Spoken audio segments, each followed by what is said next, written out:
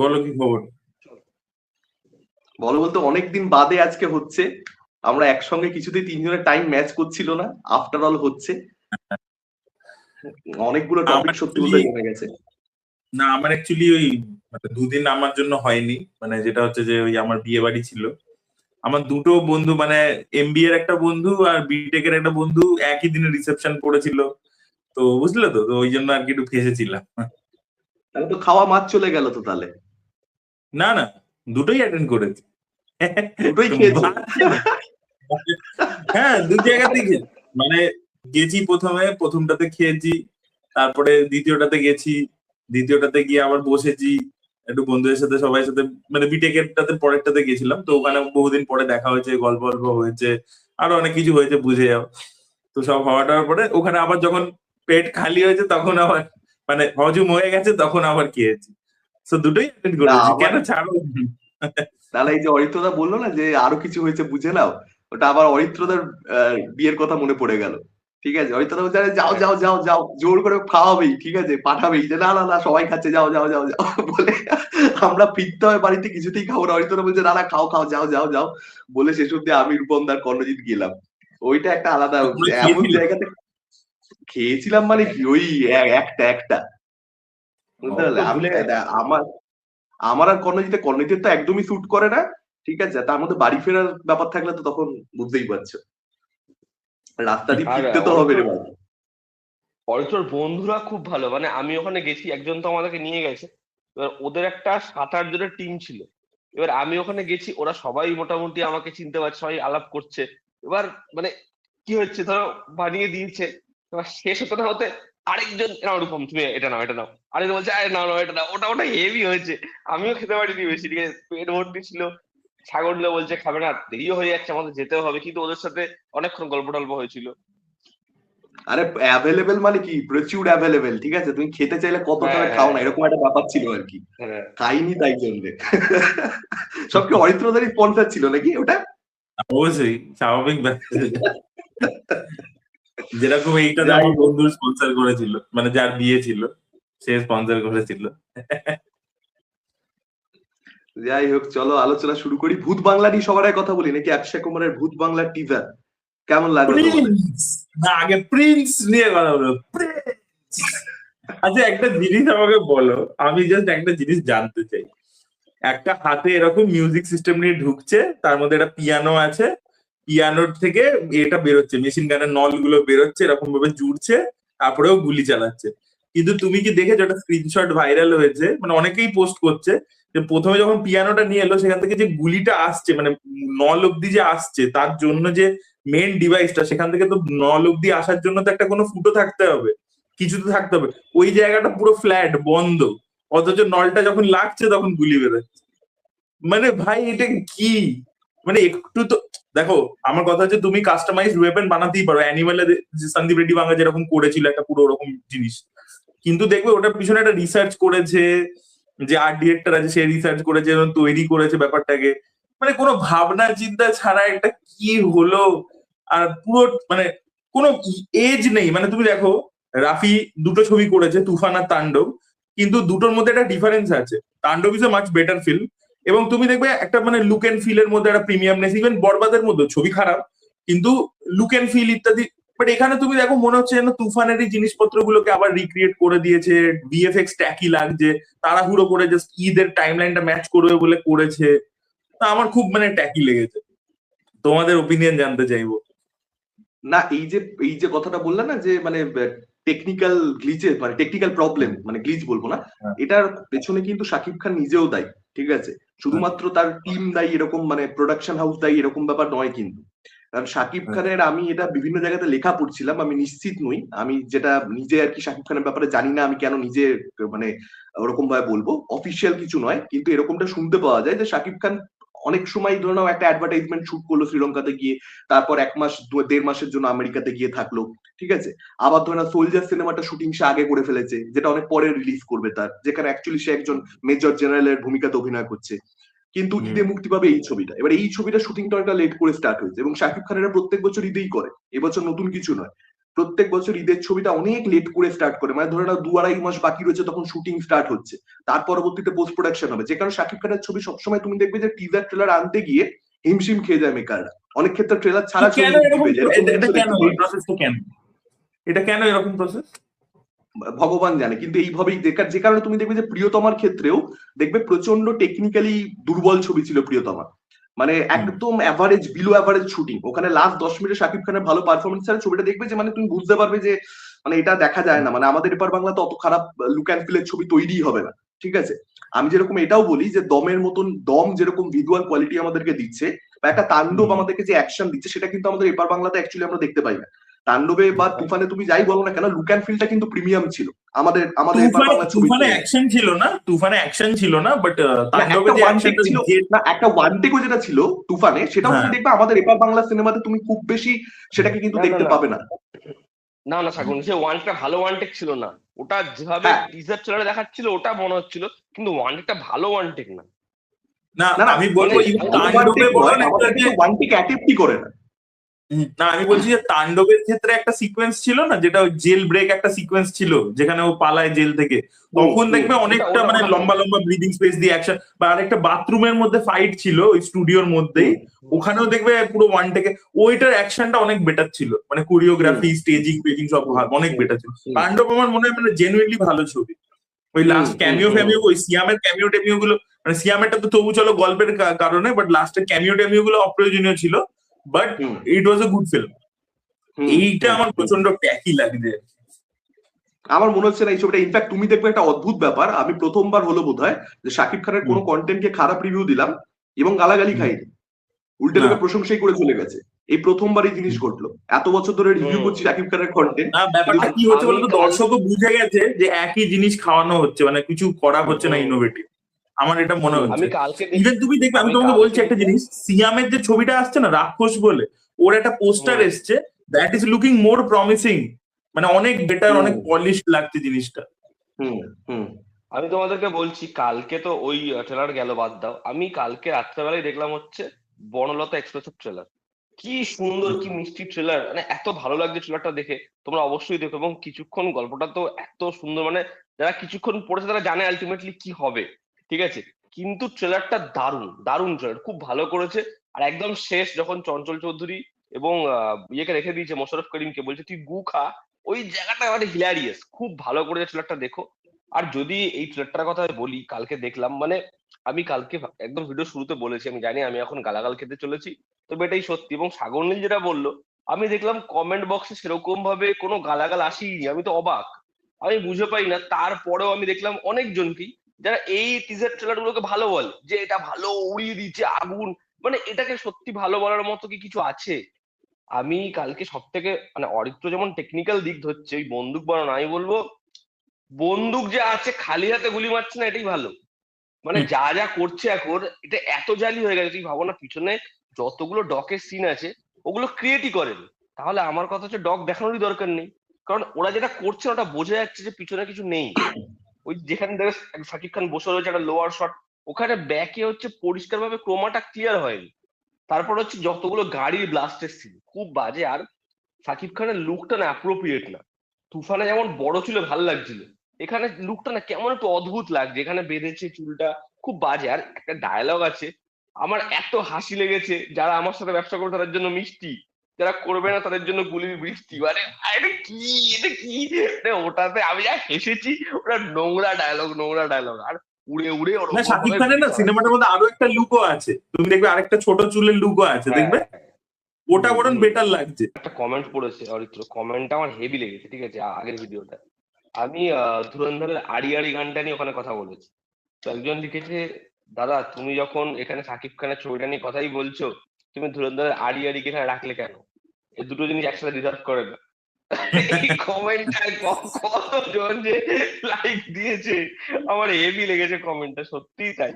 আর এত বাজে ভাবে কি করে একটা ছবি বানায়। আর আমার কি মনে হয় বলতো, এই যে ছবিগুলো আমাদের এখানেও মেইন স্ট্রিম ছবি তো খুব বেশি এখন হয় না, এরকম হার্ডকোর মেইন স্ট্রিম ছবি, কম বাজেটের ছবিও হয়, কিন্তু এত জালি ছবি হয় না যে ছবিটা দেখার পরে তোমার মনে হয় যে এতটা ব্যাকডেটেড। এবং টপ টায়ারের হিরোরা এরকম ছবি কি করে করে, তাদের তো একটা দায়িত্ব থাকে যে আমার 2-3টে ছবি সেই ছবিগুলো এত প্রিমিয়ামনেস দিয়েছে, ছবিগুলো আপগ্রেড হয়েছে, তারপরে আমি এমন একটা ছবি করছি যেটা আবার 5-6 বছর পিছিয়ে দিচ্ছে, আর এটা দেখে আমি নিজে বুঝতে পারছি না আমি।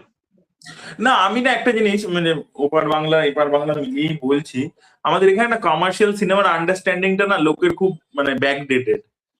মানে লোকে ভাবে যে কমার্শিয়াল সিনেমা মানে হচ্ছে কি যে কয়েকটা অ্যাকশন ব্লকস থাকবে, 2-3টে হিরোইন থাকবে, এই থাকবে, গান থাকবে, তাহলেই হয়ে যায়। বাট সেটা তো নয় না ব্যাপারটা, ঠিক আছে? কমার্শিয়ালটা তো হচ্ছে প্রেজেন্টেশনের উপরে, but you can operate in any genre. মানে তাণ্ডব ওই জন্যই আমার ভালো লেগেছিল যে ও কিন্তু দেখবে তাণ্ডব ছবিটা কিন্তু true to its genre, but at the same time it is very commercial. Hmm. গান হচ্ছে, এ হচ্ছে, অ্যাকশন হচ্ছে, সবকিছু হচ্ছে, but it was a proper hostage thriller, engaging একটা হস্টেজ থ্রিলার। তো সেটাই আমি বলছি যে মানে এখানে অ্যাকচুয়ালি মানে এপার বাংলার কথা আর বলছি না, ছাড়ো। এখন তো এটা না না একটা আমি বলছি নানির গ্যাং লিডার ছবিটা অ্যাকশনই নেই, তাছাড়া লাস্টে হ্যাঁ একদম বাদ দিয়ে অ্যাকশনই নেই, কিন্তু ওটা তো প্রপার একটা কমার্শিয়াল ছবি। তো থ্রিল কমার্শিয়াল হতে পারে কিংবা কমেডিও কমার্শিয়াল হতে পারে, যেরকম ভাবে তাণ্ডবের কথা বলছো ওটা কি হস্টেজ থ্রিলার, তো ওটা তো কমার্শিয়ালি হচ্ছে আফটার অল। হ্যাঁ আর হিরোকে কত রকম ভাবে প্রেজেন্ট করবে, এখানে ভিশনও থাকা প্রয়োজন। তো ডিরেক্টরেরও ভিশনের অভাব রয়েছে পরিষ্কার। ঠিক আছে, যে তুফান দেখেছি, তুফানটা সফলতা পেয়েছে, তো ওই ধরনের কিছু একটা বানাই। আচ্ছা আমি একটা জিনিস বুঝলাম না, একবার যে আপডেট শুনেছিলাম যে প্রিন্সের ডিওপি হবে অমিত রায়, যে অ্যানিমাল শুট করেছে, তো তারপরে ভিজুয়ালস এরকম আসে কি করে? অমিত রায় তো রামগোপাল বর্মার ডিওপি ছিল, সরকার শুট করেছিল, তার ভিজুয়ালস তো এরকম খারাপ হওয়ার উচিত না।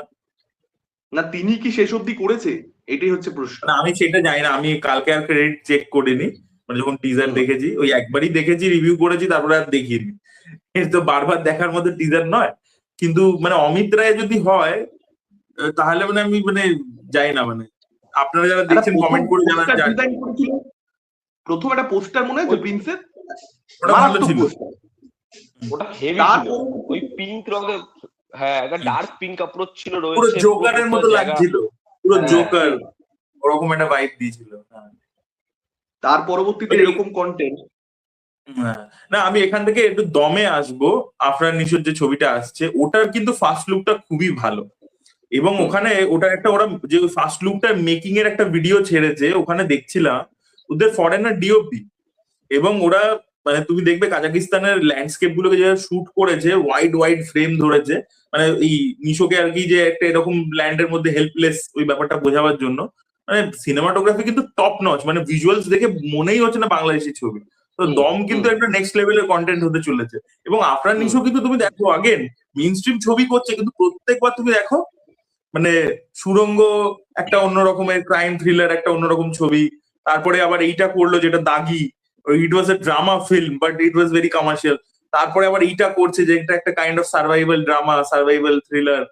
সো মানে নিশো কিন্তু হেভি কাজ করছে, মানে সিরিয়াসলি মানে আমার এবং দারুণ লাগছে এবং দমের। আমার ফার্স্ট সব সব থেকে ভালো যেটা দেখো, যেটা নিশো নিজের অডিয়েন্সকে বলছে, যেটা সবার করা উচিত, ওর কেরিয়ারের একদম শুরুর দিক কিন্তু এটাও 3 নম্বর ছবি হিসাব মতো যেটা সিনেমা হলে মুক্তি পাচ্ছে, এবং ও 3টে ছবি 3 ধরনের করলো।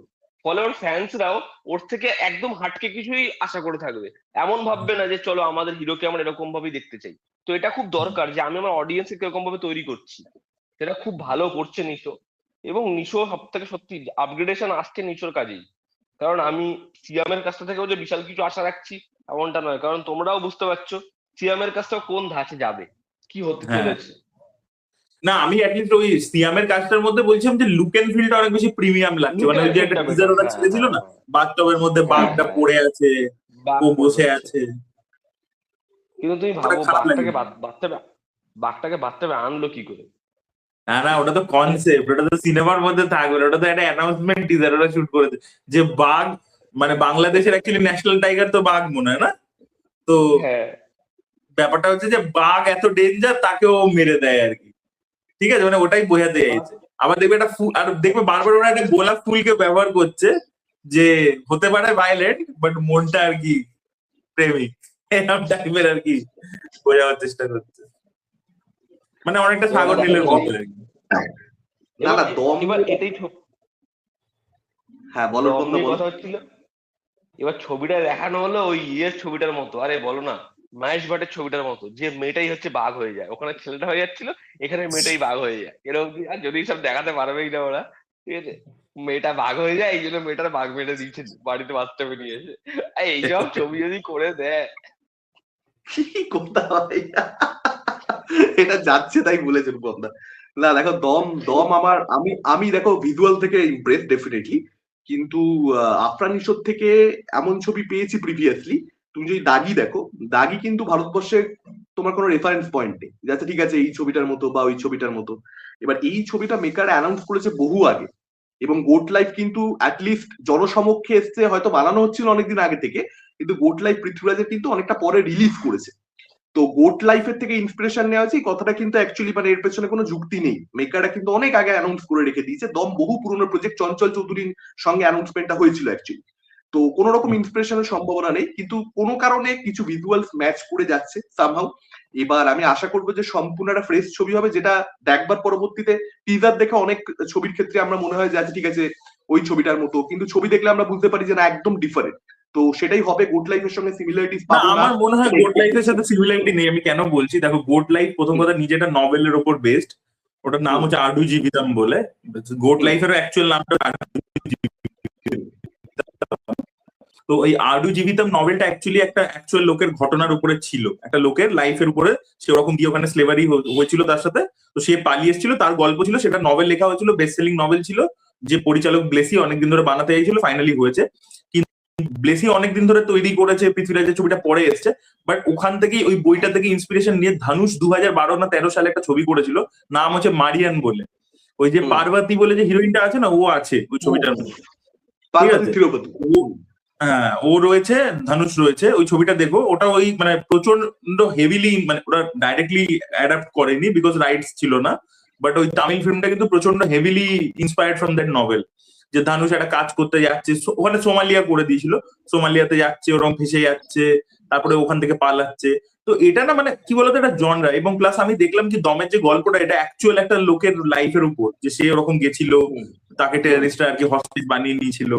এবং তুমি দেখবে যে মানে বেসিক্যালি এইখানে যে একটা ডায়লগ রেখেছে না, ওই ডায়লগটার একটা সিগনিফিকেন্স আছে, যে এইটা কিন্তু না মানে এই ডিসক্রিমিনেশনটা একটা অন্য বেসিসে হচ্ছে। মানে এই লোকটাও সেম রিলিজিয়ান থেকেই বিলং করে, বাট এখানে ডিসক্রিমিনেশনটা মানে বুঝতে পারলো, মানে রিলিজিয়ানের মধ্যে ইটসেলফ আরো মানে ডিসক্রিমিনেশন আছে অন্য লেভেলের। আমার জিনিসটা দেখে সেটাই মনে হলো, যে এই লোকটা যেহেতু একটা মানে এশিয়ান কান্ট্রি থেকে গেছে, ঠিক আছে, তো সেই জন্য তাকে আর কি একটা অন্য নজরে দেখা হচ্ছে, প্লাস গরিব লোকটা, তো তাকে অন্যভাবে দেখা হচ্ছে বলে আমার মনে হয়। এবং তুমি দেখবে একটা গাধাকে ওরা বারবার রেখেছে, মানে প্রথম যে অ্যানাউন্সমেন্ট পোস্টারটা ছিল সেখানেও একটা ডঙ্কি ছিল, তারপরে এখন দেখবে ওকে গাধা করে ঘোরাচ্ছে, দেখবে গাধাটাকে কন্টিনিউয়াসলি রেখেছে। তো মাইট বি ওকে যখন ওই যে আটকে রেখে দেবে, দেখবে পৃথ্বীরাজের ওখানে ভেড়াদের সাথে একটা মানে বন্ডিং টাইপের হয়ে গেছিল, এখানে আমার মনে হয় গাধাটার সাথে ওর একটা কোনো বন্ধুত্ব বা কিছু একটা হয় না, একা থাকতে থাকতে লোনলিনেস এর মধ্যে, সেই জিনিসপত্রগুলো। এবং হয়তো এরকমও হতে পারে, মাইট বি, যে একটা হয় না যে তোমার ধরো তুমি খুব বড় একজন বিলিভার, এগুলো আমি সবই অ্যাজিউম করছি, নাও হতে পারে, যে কিন্তু তোমার ধরো তুমি এমন একটা জিনিসে ফেসে গেলে যেখানে তোমাকে ভগবান এসে হেল্প তো করছে না, স্বাভাবিক ব্যাপার। তো তখনও কি তুমি ওই সেম ফেথটা রাখবে, নাকি তোমার ফেথটা চেঞ্জ হয়ে যাবে, তুমি কি বিলিভার থেকে নন বিলিভার হয়ে যাবে? এই জিনিসটা নিয়েও আমার মনে হয়, কারণ আমি কেন এগুলো মানে এই এত ডিপার থিমস এক্সপেক্ট করছি, বিকজ রাইটিং টিমে শাহিয়াদ আহমেদ শৌকি রয়েছে, যার কাজের মধ্যে একটা ডেপথ থাকে। সো মানে একটা উপর লেভেলে ডেফিনেটলি সার্ভাইভাল থ্রিলার অ্যাকশন হয়তো থাকবে, ওর পালিয়ে আসার গল্পটা থাকবে, বাট ডিপ ইনসাইড এইগুলো থাকবে বলে আমার মনে হচ্ছে। তাই জন্য আমার দেখে মনে হয়নি যে অ্যাপার্ট ফ্রম দ্য জনার, আমার মনে হয়নি যে গোট লাইফের সাথে খুব একটা সিমিলারিটি আছে। ল্যান্ডস্কেপটার জন্য মনে হতে পারে, বাট আমার মনে হয়নি। দেখা যাক দাগি কিরকম, এই আমাদের এটা কিরকম হয় এই ছবিটা। দম পরিচালক অনেকদিন বাদে অ্যাকচুয়ালি ছবি বানাচ্ছে, দীর্ঘ বিরতির পরবর্তীতে, বোধহয় 14-15 বছর আগে বোধহয় লাস্ট ছবি বানিয়েছিল, যদি আমি খুব ভুল না হই। দেখা যাক। আর বনলতা এক্সপ্রেসের কথা যেটা রূপন্দা বলছিল, তানিম নূরের একটা ছবি দেখার পরে আমি আর রূপন্দা আলোচনা করেছিলাম। আমাদের লাস্ট যে ছবিটা তানিন্দু নির্মাণ করলো, ওটা চোরকি অ্যাকচুয়ালি প্রডিউস করেছিল, আমি নামটা ভুলে গেছি, উৎসব। এখানে চঞ্চল চৌধুরী, জয় হাসান সবাই ছিল। ওই ছবিটা কিন্তু দারুণ ছবি ছিল। তো যে কারণে বনলতা এক্সপ্রেস থেকেও আমার আশা থাকছে, মানে ওই ধরনের সুইট ছবি বানানো, সিম্পল ছবি বানানো, মানে পুরো জিনিসটা ইমোশনের উপরে, কমেডির উপরে দাঁড়িয়ে খুব টাফ। আমরা আলোচনা করেছিলাম রূপমদার সঙ্গে। তো আমার মনে হয় যে এই ছবিটাও তালিম ভালো বানাবেন। আমার অ্যাকচুয়ালি সব থেকে বেশি যদি এক্সপেকটেশন থাকে তাহলে সেটা বনলতা এক্সপ্রেস থেকে এবং দম থেকে, অ্যাকচুয়ালি এই দুটো ছবির থেকে এক্সপেকটেশন রয়েছে। দেখা যাক কিরকম করে। আর অ্যাকচুয়ালি আফরানিশোর কথা যেটা বললে, এরকম একটা ফেস্টিভ্যালের সময়, কারণ সার্ভাইভাল থ্রিলার জনরা কিন্তু খুব বেশি মেইনস্ট্রিম নয় যদি সত্যিকারের ট্রোপ গুলোকে মেনটেন করে। হ্যাঁ, তো সেইটা ফেস্টিভ্যালের সময় আনছে আফরান নিশো। এবার দেখা যাক কিরকম করে। আমার মনে হয় যে যদি জনরার প্রতি ট্রু থাকে তাহলে মানে সেটা কতটা বক্স অফিস ফ্রেন্ডলি হবে। যদিও আফরান নিশো, যেটা রূপমদা বললো, অনেকদিন ধরে কিন্তু একটা অডিয়েন্স তৈরি করেছে, এবং সেটা কিন্তু অ্যাকচুয়ালি দেখো আফরান নিশো একজন মানে অন্য ডেবিউট্যান্টের সঙ্গে আফরান নিশো না তুলনা চলে না। মানে আফরান নিশো এত প্রো, নাটক করে করে করে করে তার একটা এমন হিউজ ফ্যান বেস আগে থেকেই ছিল, যে কারণে সেই এক্সপেরিমেন্ট গুলো একদম কেরিয়ারের গোড়ার দিকে করতে পারছে। কারণ দম কিন্তু একটা এক্সপেরিমেন্টের মধ্যে আমি কনসিডার করব। দাগি তবুও চলো একটা প্রেম রয়েছে, ঠিক আছে, সেটাও নিশ অ্যাকচুয়ালি। তুমি যদি ভেবে দেখো যে ইমোশনটাকে নিয়ে দাগি খেলে, সেটা প্রচন্ড বেশি নিশ, কিন্তু দম আমার মনে হয় আরো বেশি নিশ হতে চলেছে। দেখা যাক। দাগি তো ওই শটটা একটা পুরো মাস্টার ক্লাস, ওই যেখানে স্টেশনের মধ্যে ওকে বলে না, আর ও পুরো ওই কাঁদতে কাঁদতে ওর একটা ব্রেকডাউন টাইপের হয়, দেখবে ও হেঁটে চলে যায় আবার ফিরে, ওই জায়গাতে ওটা পারফরমেন্স। মানে আমি বলছি, মানে ওরকম একটা অ্যাক্টর যদি আমাদের এপার বাংলায় থাকতো, যে ওরকম একটা দেখবে ওর একটা স্ক্রিন প্রেজেন্সও মারাত্মক আছে, আর তার সাথে মানে অ্যাক্টরও হেভি, মানে ব্যাপক কম্বিনেশন। না একটা আরেকটা শর্ট একটা সিন আছে দেখবে, যেখানে জেরিনের সঙ্গে তমা মির্জার ক্যারেক্টারটাকেও বলছে যে আমার জীবনে আর কিছুই নেই, এরকম টাইপের কিছু সংলাপ রয়েছে দেখবে। ওই পার্টিকুলার দৃশ্যটাতে আফরান নিশো টেরিফিক। আর ছবির গানও, এই ধরনের ছবি না, গানও ম্যাটার করে। দাগির গানগুলো যেটা যেটা ওদের ওখানের থেকে আমাদের এখানে পার্থক্য তৈরি করে, তুমি দেখো আফরান নিশোর মতো একটা তৈরি হয়ে যাবে, কিন্তু সাস্টেন করা যে আমার এই ছবির সাকসেসের পর, সুরঙ্গের পরে আমার নেক্সট ছবি পরের ঈদে আসবে, মাঝখানে আমার সিনেমা আসবে না, আবার আমার পরের ছবি আরেকটা ঈদে আসবে, ঠিক আছে, এটা মেনটেন করা সহজ নয়। যে বছরে ওর একটাই ছবি আসছে এবং সেই ছবিটা নিয়ে চর্চা হচ্ছে, কারণ সাকিব খানের কি একটা ছবি আসছে না তো, কিন্তু আফরান নিশো যে এতটা মেনটেন করছে, এটা ভাই মানে এটা মানতেই হবে। এবং এরকম প্রত্যেকটা ছবির কন্টেন্ট তো আফরান নিশো হওয়া খুব কঠিন। আমি একটা মানে জাস্ট এমনি ফ্যান হিসেবে বলছি, হঠাৎ মাথায় এলো যে একটা ছবি ধরো রায়ান রাফি যদি বানায়, যেহেতু রাফি কমার্শিয়ালটাও হ্যান্ডেল করতে পারে, প্লাস এটা নিজের মানে জনরা গুলোর সাথেও আর কি ভালো ইয়ে করতে পারে। ধরো একটা ফিল্ম বানালো থ্রিলার জোনের মধ্যে, বা অন্য কোনো হেভি অন ড্রামাও হতে পারে, এবং তাতে ধরো ওপার বাংলা থেকে আফরান নিশো রয়েছে, আর এপার বাংলা থেকে ধরো অনির্বাণ ভট্টাচার্য রয়েছে, কিরম হবে কম্বিনেশনটা? হেভি হবে। আমার মনে হয় কি আমাদের এখানে অনির্বাণ ভট্টাচার্যের মধ্যে না ওই পোটেনশিয়ালটা রয়েছে, ঠিক আছে, সত্যিই পোটেনশিয়ালটা রয়েছে, কিন্তু অনির্বাণের যে জায়গাটা পাওয়া উচিত ছিল, যেহেতু মানে কোথাও থেকে অনির্বাণকে নিয়ে ওরকম মেইন স্ট্রিম কিন্তু কিছু হয়নি, মানে একটা দশম অবতার আমরা বলতে পারি না শুধু, মানে অনির্বাণ যে অডিয়েন্সটা পেতে পারতো আরো সেটা ইনক্রিজ হতে পারতো, সেটা হচ্ছে ভালো কন্টেন্ট দিয়ে। এবার অনির্বাণের যে সিনেমা হলে এসছে, সেগুলো এতটাই মানে কিছু কিছু কন্টেন্ট নিস, কিছু কিছু কন্টেন্ট মানে ভালো না, যে কারণে ওটা তৈরি করতে পারে। কিন্তু আমার মনে হয় অনির্বাণের মধ্যে একটা মারাত্মক পোটেনশিয়াল ছিল। এটা রূপন্দা কি বলতো, এটা কারণটা কিন্তু মানে অনির্বাণ ভট্টাচার্য নয়, মানে মানে আমার মনে হয় এর কারণটা হচ্ছে আমাদের ইতিহাস। মানে তুমি যদি দেখো ওয়েস্ট বেঙ্গলে, সেখানে কিন্তু সিনেমা হচ্ছে প্রধান মিডিয়াম, ওটিটি কন্টেন্ট প্রধান মিডিয়াম নয়। একটা সময় 2000-এর পরের দিকে টেলিফিল্ম ছিল, সেই সময় কিছু আমরা স্টার পেয়েছিলাম ওই মাধ্যমে। কিন্তু তুমি যদি দেখো বাংলাদেশে পুরো জিনিসটা অন্য, সেখানে সিনেমা প্রধান হয়েছে শেষ 2-3 বছর 4 বছর। এছাড়া মাঝে মাঝে একটা শাকিব খানের হিট, একটা চঞ্চল চৌধুরীর হিট, কথা একটা মনপুরা বা একটা দেবী, তাছাড়া কিন্তু সিনেমার জগৎ ওটা নয়।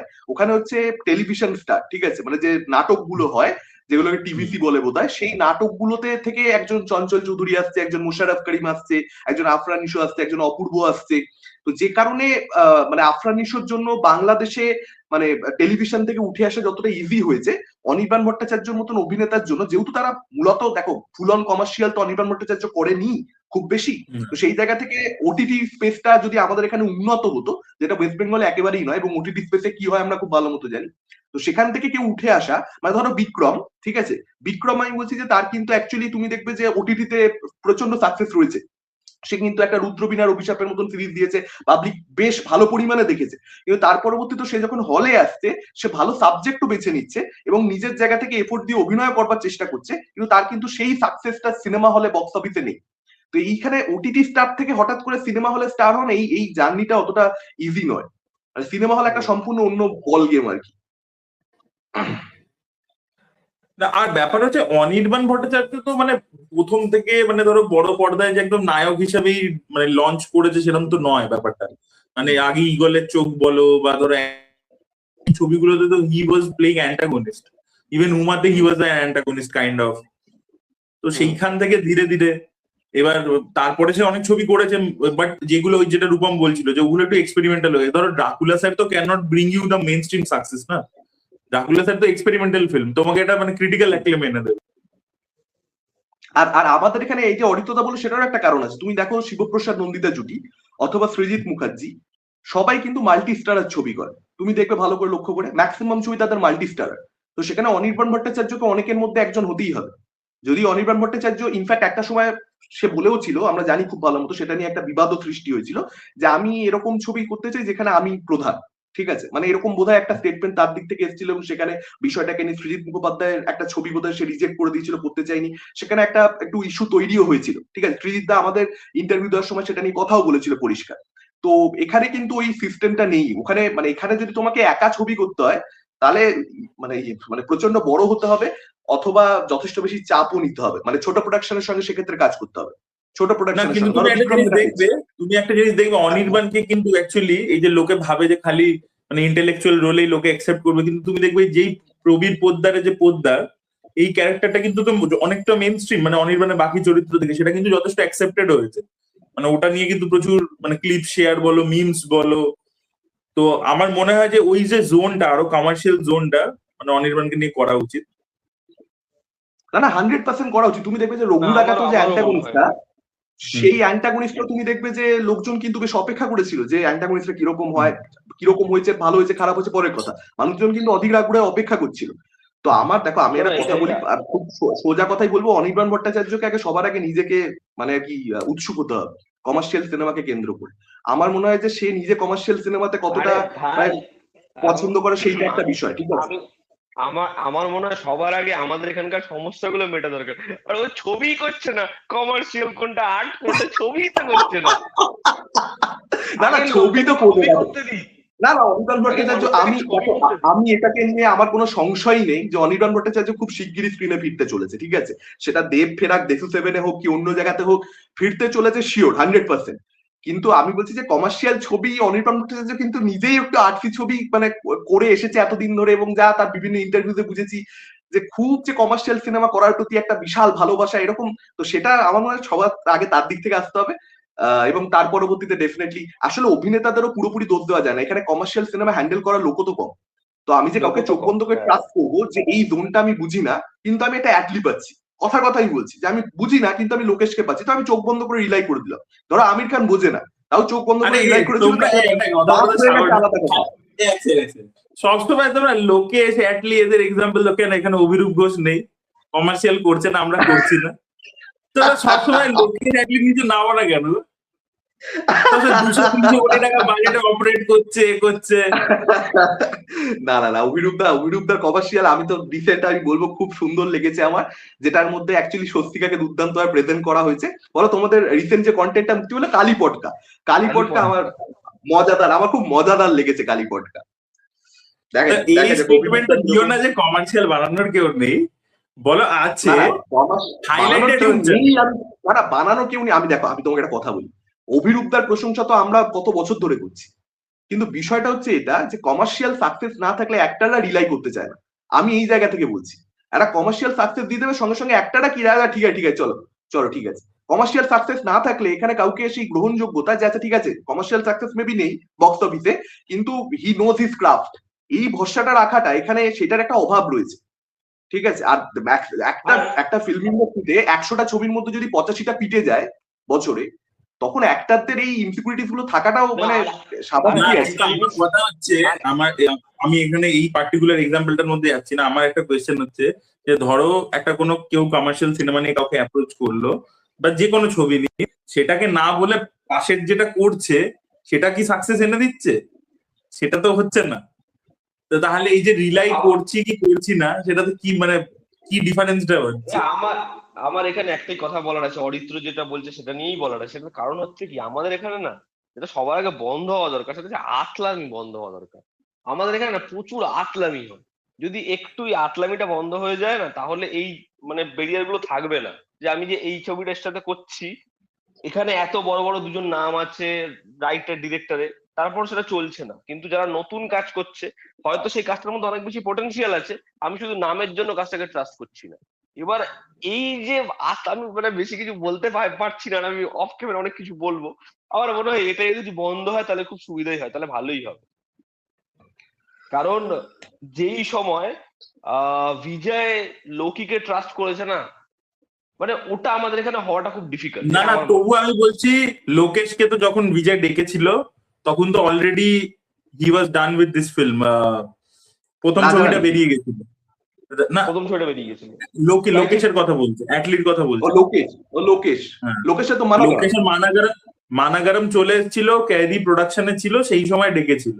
তো অলরেডি এ জেনে বিজয় জানতো যে he is doing a film call Kaithi, যেটা কার্তির সাথে করছে। কার্তি তখন সাকসেস খুব ভালো। তো সেইখান থেকেই বিজয় ডেকেছিল যে আচ্ছা চলো, তোমার কাছে কিছু আছে আমার জন্য, যেটা ওখানে হয়ে থাকে। ধানুষ যেরকম ডাকে বিভিন্ন ডিরেক্টরদেরকে, ওখানে ওটা চল আছে। রজনীকান্ত ডাকে বিভিন্ন ডিরেক্টরদেরকে যে আমার জন্য সাবজেক্ট আছে কিনা। এখানে এটা চল নেই যে কেউ কাউকে ডাকে না। আচ্ছা, সেকেন্ড হচ্ছে কি, বাট অ্যাটলি যখন গেছিল, ঠিক আছে, অ্যাটলি কিন্তু রাজারানী এসেছিল, রাজারানী ওয়াজ বিগ সাকসেস। কিন্তু ব্যাপার হচ্ছে যে তারপরে কিন্তু অ্যাটলি সঙ্গে সঙ্গে ইমিডিয়েটলি কাজ ছিল না কিন্তু, ঠিক আছে। এবং বিজয়ের কাছে প্রচুর ডিরেক্টরের অপশন ছিল, অনেকে যাচ্ছিল, বাট তখন অ্যাটলির সাথে ছবি করা, আর রাজারানী একটা লাভ স্টোরি ছিল। ও কিন্তু অ্যাটলিকেই ভরসা করেছে, কারণ ওর অ্যাটলির সাথে আলাপ হয়েছিল নানবান বলে, যেটা 3 ইডিয়টস এর রিমেক করেছিল শঙ্কর। হুম। সেটা সেটে অ্যাটলি ছিল, চিফ এডি ছিল। ওর সাথে তখন আলাপ হয়েছিল। পরে ওকে বলেছিল তোমাকে কিছু গল্প থাকলে নিয়ে এসো। তো তো নাই ভরসা করতে পারতো, কারণ এই না রাজারানী ছবিটাতে তো কোনো স্টার। অরিত্রদা, আমি একটা কথা বলি, এখানে পুরো বিষয়টা কিসের উপরে ঘুরে ফিরে বক্স অফিস হচ্ছে ইম্পর্টেন্ট। বিজয় থালাপাতি বিজয় জানে যে আমি কোন পরিচালকের সঙ্গে কোলাবোরেট করছি এটা বড় কথাই নয়। আমি তো আছি, উত্তম কুমারের সেই সংলাপ, আমি তো আছি, isn't that enough? Thalapathy Vijay thought প্রসেসটা হচ্ছে এটা, যে আমার আমি তো আছি তো সেটাই হচ্ছে কানেকশন বক্তব্য। হবে একটা লেভেলে, না, আমি যে আমি পরিচালকের আছি, সঙ্গে কাজ করবো। কালেকশন হয়ে যাবে এটা বুঝতে পারছি, এটা বিজয়ের থিওরি, এটা ঠিক আছে। হুম, কিন্তু ধরো হুম। এখানে, ধরো একটা সিস্টেম যেখানে কেউই কারোর কাছে কিছু নেই, মানে ইউর স্ট্যান্ডিং এট জিরো, তোমার হারানোর কিছু নেই। আর তুমি যেটাকে অ্যাচিভমেন্ট ভাবছো সেটা অ্যাকচুয়ালি কিছুই নয়। তাহলে আমার কথা হচ্ছে, তখন তো তুমি আরো বেশি রিস্ক নিতে পারবে। যখন আমি নিজের কেরিয়ারে সব থেকে প্রথম ইন্টারভিউ দিয়েছিলাম, আমি ইন্টার্নশিপ করতে গেছিলাম রিলায়েন্সে, that was my first interview. তো তখন আমাদের একটা কলেজে প্লেসমেন্ট সেলের একটা অফিসার মানে স্যার ছিল, ও বলেছিল you are standing at zero, তোমার এর থেকে তুমি উপরেই যাবে, তোমার এর থেকে নিচে তো যাবে না তুমি। তো তুমি গিয়ে কালকে তুমি যা পড়েছো ইলেকট্রিক্যালে, তোমাকে যা জিজ্ঞাসা করবে পড়ে যাও, প্রিপেয়ার হয়ে যাও। না সিলেক্টেড হলে এসে কান্নাকাটি করার কোনো দরকার নেই, ওরা নেবে 4 জন কি। সো ওটা তুমি, তোমার হারাবার কিছু নেই, তুমি এফর্ট মারো, ঠিক আছে, হলো না, না হলে আরেকটা হবে। আমার বক্তব্য হচ্ছে, তো এখানে তো কিছুই ওয়ার্ক করছে না, সিস্টেম হ্যাজ কোল্যাপসড, সেটা তোমরাও জানো খুব ভালো করে, কোনো সিনেমাই চলছে না। এবার তখন তো তুমি আরো বেশি করে এক্সপেরিমেন্ট করবে, যে আমার তো কোনোটাই ওয়ার্ক করছে না, তো আমি তাহলে এক্সপেরিমেন্ট বেশি করে করি, বিভিন্ন টাইপের জিনিসপত্র করি। কিন্তু আমি তখন দেখো আরো কিন্তু বেশি মানে ভয় পাচ্ছি, আরো বসে আছে। আমি বুঝতে পারি না। তুমি ধরো কোনো কম্পিটিটিভ এক্সামের পরীক্ষা দিচ্ছ, তোমার হচ্ছে না, তুমি তো এফোর্ট বেশি মারবে, নাকি তুমি বাড়িতে বসে থাকবে? আমি আমি লজিকটা বুঝছি না এটা। এখানে অনেক না থাক, অরিত্রদা, তুমি জানো খুব না ভালো না মতো এখানে অনেক ব্যাপার আছে। আমি বলছি একটা একটা যদি টেমপ্লেট তৈরি হয় যে গিমিক ইজ দি কি, এখানে যেটা হচ্ছে সেটা হচ্ছে গিমিক হচ্ছে চাবিকাঠি সাকসেসের। যদি এইটা হয়ে যায় নর্ম, তখন তুমি যারা এবার সাকসেস পাচ্ছে না, তখন তারা কোন দিকে মানে কি ভাববে তারা, তুমি বলো না, তারা কি স্ক্রিপ্টে করবে নাকি? মানে দেখো 100% তুমি যেগুলো বলছো সবই সত্যি কথা, কিন্তু আমি বলছি ওরাও যেটা দেখছে যে কি হচ্ছে বাজারে, বাজার দেখে তো একটা ব্যবসায়ী সিদ্ধান্ত নেয়, সবাই ব্যবসায়ী। এবার বাজারে তো ভুলভাল জিনিস হচ্ছে না, তখন তুমি কি করবে একটা ইন্ডিভিজুয়াল হিসেবে? তো ওদেরও একটা দিক রয়েছে যে মানে কি বলতো, এখানে সবার আগে সেট যে যে উদাহরণগুলো সেগুলো ভালো সেট হতে হবে, অটোমেটিক্যালি চেঞ্জ হতে শুরু করবে। বাইরে কি বলতো, একটা সাউথ বড় হচ্ছে কারণ হচ্ছে ওদের উদাহরণগুলো ঠিক সেট হচ্ছে, একটা কান্তারা ওদের বেরিয়ে যাচ্ছে, একটা আবের সামনে গোটা দেশে কথা হচ্ছে। এই জিনিসটা প্রয়োজন রয়েছে যে ঠিক সিনেমা নিয়ে চর্চা হবে, ঠিক সিনেমা নিয়ে এখানে চর্চা। ধরো একটা ওটিটি কন্টেন্ট এলো, ভালো কন্টেন্ট, তুমি দেখতে পাও যে সেই ধরনের সারা ফেলছে। মানে এখানে কিন্তু আমি খানিকটা কোয়েশ্চেন দর্শকদেরও করবো, যার মধ্যে আমি নিজেদেরকেও ইনক্লুড করবো, যদিও আমরা ম্যাক্সিমাম ভালো কন্টেন্ট কভার করার চেষ্টা করি। দর্শকদেরও কোথাও একটা ইয়ে আছে, মানে থাকা দরকার যে আচ্ছা ঠিক আছে, যেটা ভালো মানে সেটাকে এমন সাকসেস দেবো যেন মানুষ বুঝতে পারে যে আচ্ছা ঠিক আছে, তার মানে এইটা হচ্ছে আমার, এটা হচ্ছে আমার আর কি, মানে কি বলবো, মানে এটা হচ্ছে আমার স্ট্যান্ডার্ড, যে আচ্ছা ঠিক আছে এই ধরনের কন্টেন্ট আমার আরো প্রয়োজন। স্ট্যান্ডার্ডটা এখানে ভুল সেট হচ্ছে আমার মনে হয়, সেইখান থেকে সমস্ত প্রবলেমের শুরু। আমি বলছি মানে আমরা স্ট্যান্ডার্ড, আলোচনাটা রূপমদা আমি, আমরা হ্যাঁ একটা রূপমদা আমি বুঝতে পারছি যে বিতর্কগুলোর কথা আমরা বেশি বলে ফেলছি, কিন্তু বিষয় হচ্ছে স্ট্যান্ডার্ড যদি হয় কর্পোরেট বুকিং, তাহলে তো প্রবলেম আছে। না, ঠিক আছে, আমি আমি বলছি না আমি সেই কর্পোরেট বুকিং ফুকিং নিয়ে আমার চাপ, আমার ইয়ে নেই। আমার আমার যেটা বক্তব্য সেটা হচ্ছে অডিয়েন্সের কোনো দায়ভার নেই, এটা আমার আমার মনে হয় অডিয়েন্সের কোনো না না, দায়ভার 100%। নেই। শোনো শোনো, ব্যাপারটা হচ্ছে কি বলতো রূপম, অডিয়েন্সও গিভ আপ করে দিয়েছে। হ্যাঁ, অডিয়েন্সও গিভ আপ করে দিয়েছে। অডিয়েন্স দেখেছে ভাই অনেক চান্স দিয়েছি, অনেক কিছু করেছি, আর হবে না, তুমসে না হো সব পায়েগা, সময়, হ্যাঁ গিভ আপ করে সব দিয়েছে। সময় বাংলা সিনেমার পাশে দাঁড়াও দাঁড়াও দাঁড়াও, এটা এত চিৎকার করে করে বলেছে যে এটা শাহরুখ খানের ছেলের কাছেও পৌঁছে গেছে। ও ওখানে দেখাচ্ছে হেডলাইনে যে বাংলা সিনেমার পাশে দাঁড়াও, হুম, তাহলে কি সেটাই হাল বলছি। দাঁড়িয়েছে, ঠিক আছে। আর না না, আরেকটা জিনিস কি, আমি ধুরন্ধর নিয়ে একটা ভিডিও বানিয়েছিলাম রিসেন্টলি, তো ওখানে একজন কমেন্ট করেছে যে বাংলা ইন্ডাস্ট্রিতে তো এত কিছু হয়ে যাচ্ছে, এই হচ্ছে ওই হচ্ছে, রোজ এত করে নিউজ আসছে, তুমি এগুলো কোনোটাই কভার করছো না, এগুলো নিয়ে কোনো কথা বলছো না, তুমি ধুরন্ধর নিয়ে পড়ে আছো। ঠিক আছে, আমি বিশ্বাস করো, আই হ্যাভ লস্ট ইন্টারেস্ট, মানে I have completely lost interest, মানে আমি I don't want to cover, মানে আমি কথাই বলতে চাই না, আমি কথা বলতেও চাই না, আমাকে এক্সাইট আমি জানিও না, মানে আমি অ্যাকচুয়ালি ফলো করছি না।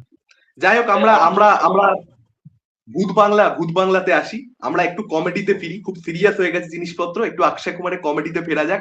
কেমন লাগলো তোমাদের, টিজার কেমন লাগলো বলো। দেখো আমার তো আমি বলবো যে প্রথমবার আমি যখন দেখেছি, যেহেতু খুব টাইট কাটস রেখেছে, আমি না মানে জোক রেজিস্টার করার জন্য একটা টাইম চাই, বেরিয়ে গেছে, ঠিক আছে। প্রথমবার আমার যে একদম হো করে হেসেছি তা নয়।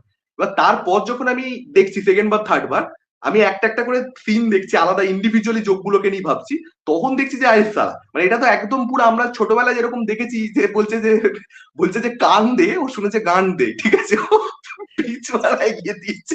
এগুলো কি নোংরা। অক্ষয় কুমার বলছে না না, মুঝসে তার বোলা আগের নেই যে জায়গা, তারপরে ব্যান্ডারটা, বলছে, হ্যাঁ, আমি বলছি তার আগের যে এটা, বলছে मैं बोलूंगा, বলছে हाँ तो बोल, বলছে मैं बोल भी नहीं सकता, हाँ तो मत बोल। আমি তোমাদেরকে বলছি, একটা জায়গা আছে, তোমরা এটা বলার পর দেখো, দেখবে একটা সিন আছে যখন ক্রেডিট গুলো পড়ছে, অক্ষয় কুমারের ক্যারেক্টারটা তলোয়ার নিয়ে আসরানিজির পিছনে ছুটে বেড়াচ্ছে। তোমরা খালি ওই জায়গাটা রাজপ্রাতের মুখটা দেখো, ও গায়ের মধ্যে ইলেকট্রিকের তার পেছনে এরকম ভাবে দেখছে। তোমরা খালি পজ করে পরের বার যখন দেখবে ওই সিনটা করে খালি রাজপ্রাতের মুখটা দেখো, তোমাদের যদি না হাসি পেয়ে যাবে তো আমায় খালি না, বলবে কি এই যে বিচ্ছিরি এক্সপ্রেশন। তুমি দেখবে এই যে কনফিউশন ক্রিয়েট করা, এটা কিন্তু প্রিয়দর্শন হেভি খাট্টা মিটা একটা সিন আছে, যেখানে ওই ওমপুরির দুটো ফোন এসছে, ঠিক আছে, আর ওই না ওটা একটা ফোন ওটা এসছে, সরি সরি, একটা ফোন আসরানি এসছে, আসরানি একদিকে অক্ষয় আসরানি কুমার এসছে, আর একদিকে ওই লোকটা আছে। ওর ওর যে সাবঅর্ডিনেট সে আছে ওখানে বলছে মা মার গই, ঠিক আছে, কম মারি, তারপর ওখানে ঘুরে গেছে, বড়া কেলা নেই ছোটা কেলা है तू, বলছে চাवল মে কেলা कैसे मिला, বলি ভাই কি কেজরা, ওটা ওটা যখনই দেখবে তোমার তখনই বেটকাবে। তারপরে ভাবো না বিল্লু বারবারে যে সিনটা আছে, ঠিক আছে, মানে গেলে মে তবেই মার দেওয়া, ওই জায়গাটা এখন বলছে আরে আবে চবে জলদি বল, ওই সিনগুলো কি ব্যাটকা সিন, মানে হাসতে হাসতে পেট ব্যথা হয়ে যায়। না, এখানে হবে बिल्लू ওটা। बारबारे सब থেকে ভালো হয়েছে যখন ও বলছে না শাহরুখ খান के, बोलছে आपने इससे पहले एक्टिंग किया है, बोलছে हाँ, रामलीला में वो जो पत्थर फेंकते हैं ना श्रीलंका जाने के लिए, वो पत्थर में ही बनता था। কি সব কি সব ডায়লগ, ও বাবা। আর না ছবিটার আমার মধ্যে কি এই বলছে, দেখবে হ্যাঁ, যখন টিজারটা যখন শুরু হচ্ছে, টিজারটার মধ্যে দেখবে যখন হচ্ছে অক্ষয় কুমার ওই মুখ চোখ গুলো এমন বিচ্ছিরি করে না, ওর না রিসেন্ট টাইমে তো কমেডি দু একটা তো করেছে, ওই মজাটা ভাইবটা পাওয়া যাচ্ছিল না। ওই যখন বলছে বাকিংহাম প্যালেস বলে নিজে ভ্যাটকাচ্ছে, হাত ফাত বের করে, অক্ষয় কুমার হাসে যখন না, মাড়ি ফাড়ি বের করে দেয়, মানে মাড়ির ওপরে ঠোঁট উঠে যায়। ওই যে জিনিসটা করে ওটা নোংরা করে, মানে হেভি করে ও ওসব করছে, মানে হেভি। আর তুমি দেখবে অক্ষয় কুমার খুব ইয়াং লাগছে ছবিটার মধ্যে, ওকে যেরকম এখন তো একটু বয়সের ছাপ বয়ে যায়, এটা খুব ইয়াং লাগছে, ভূমিকার সাথে ভালো লাগছে। আমি সব থেকে মজা পেয়েছি হচ্ছে পরেশ রাওয়াল, রাজপাল, অক্ষয়, এদের একটা নিজেদের মধ্যে যুগলবন্দি হয়, সেটা আবার যেন তৈরি হয়েছে, ভালো লাগছে দেখতে। আর মালামাল উইকিদের সিন ছিল না, যে ওমপুরি ওপর থেকে গড়িয়ে পড়বে, পায়ের মধ্যে হাইটে ঢুকে যাবে, ওটা নিয়েই হাঁটবে। এবার এবার এখানে একটা সিন আছে, ও পড়বে পায়ের মধ্যে ওই বালি ঢুকে যাবে। সিনটা আমি কোনোদিনও ভুলবো না। মালামাল উইকলি তো পায়ে ওটা নিয়ে হাঁটছে, আরবাজ খান দেখছে, बोले वो पैर में सूजन रहती है ना, तो बैद जी ने बोला पानी गर्म करके पैर डुबा के रखने के लिए। बहुत बिजी इंसान है, इसीलिए वो ऐसा लेके ही चलते हैं। আর ওর দেখবে একটা বোন থাকে না, ওর একটা বোন থাকে না, বলে आप लोग कितने देर से मेरे को बैठा के रख रहे हैं, मेरे बेटे का एग्जाम है। तब बोलते आप लोग अभी बोल रहे थे कि वो खाना खा रहे हैं, अभी आप लोग बोल रहे नहा रहे हैं। तो बोलते हाँ हम नहा रहे थे। बोले हम पूरी बार चांद को हम बोलते लोग हमेशा उल्टा करते हैं, पहले नहाते हैं फिर खाते हैं। नहीं, मेरा भाई बहुत सीधा है। মানে প্রত্যেকটা মোমেন্টে মালামাল উইকলি যে কি ছবিটার জায়গা আছে, যখন হচ্ছে ওকে নিয়ে যাচ্ছে, পা গুলো এরকম করে উল্টো হয়ে রয়েছে, বলছে কি আচ্ছা ইনকা প্যার উল্টা কি হয়ে, বলছে এটা প্যানা বেঁধে না কুমড়ে প্যানা বেঁধে, বাপ কুমড়ে। ওই সব সিন গুলো কি হাই সিন।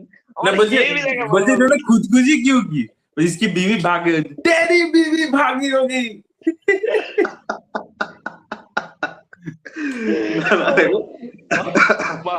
না আমার যেটা অক্ষয় কুমারকে ইয়াং লাগছে, যেটা রূপমদা বলছে না, আমার মনে হয় কি বলতো, যে অক্ষয় কুমার না খুব মানে নিজেও প্রাণবন্ত ছিল ওয়াইল্ড শুটিং, খুব এক্সাইটেড ছিল আর কি, যে প্রিয়দর্শনের সঙ্গে এতদিন বাদে কোলাবোরেশন, ও নিজেও মনে প্রাণে চাইছিল। প্রত্যেকটা অভিনেতার একটা পছন্দের পরিচালক থাকে, তো তো অক্ষয় কুমারের ক্ষেত্রে সেটা প্রিয়দর্শন, এবং সেই জায়গা থেকে একটা এক্সট্রা এনার্জি। দেখো অক্ষয় কুমার মানে এনার্জি, কমেডি করবার সময় এনার্জি ওর, তুমি দেখবে হাউসফুলেও হয়তো ওয়ার্ক করছে না, কিন্তু এনার্জি ও দিচ্ছে না এরকম ব্যাপার কিন্তু নয়। তো সেই জিনিসটা এইবারে ব্যাটে বলে হয়ে গেছে আর কি মনে হচ্ছে এখনো অব্দি।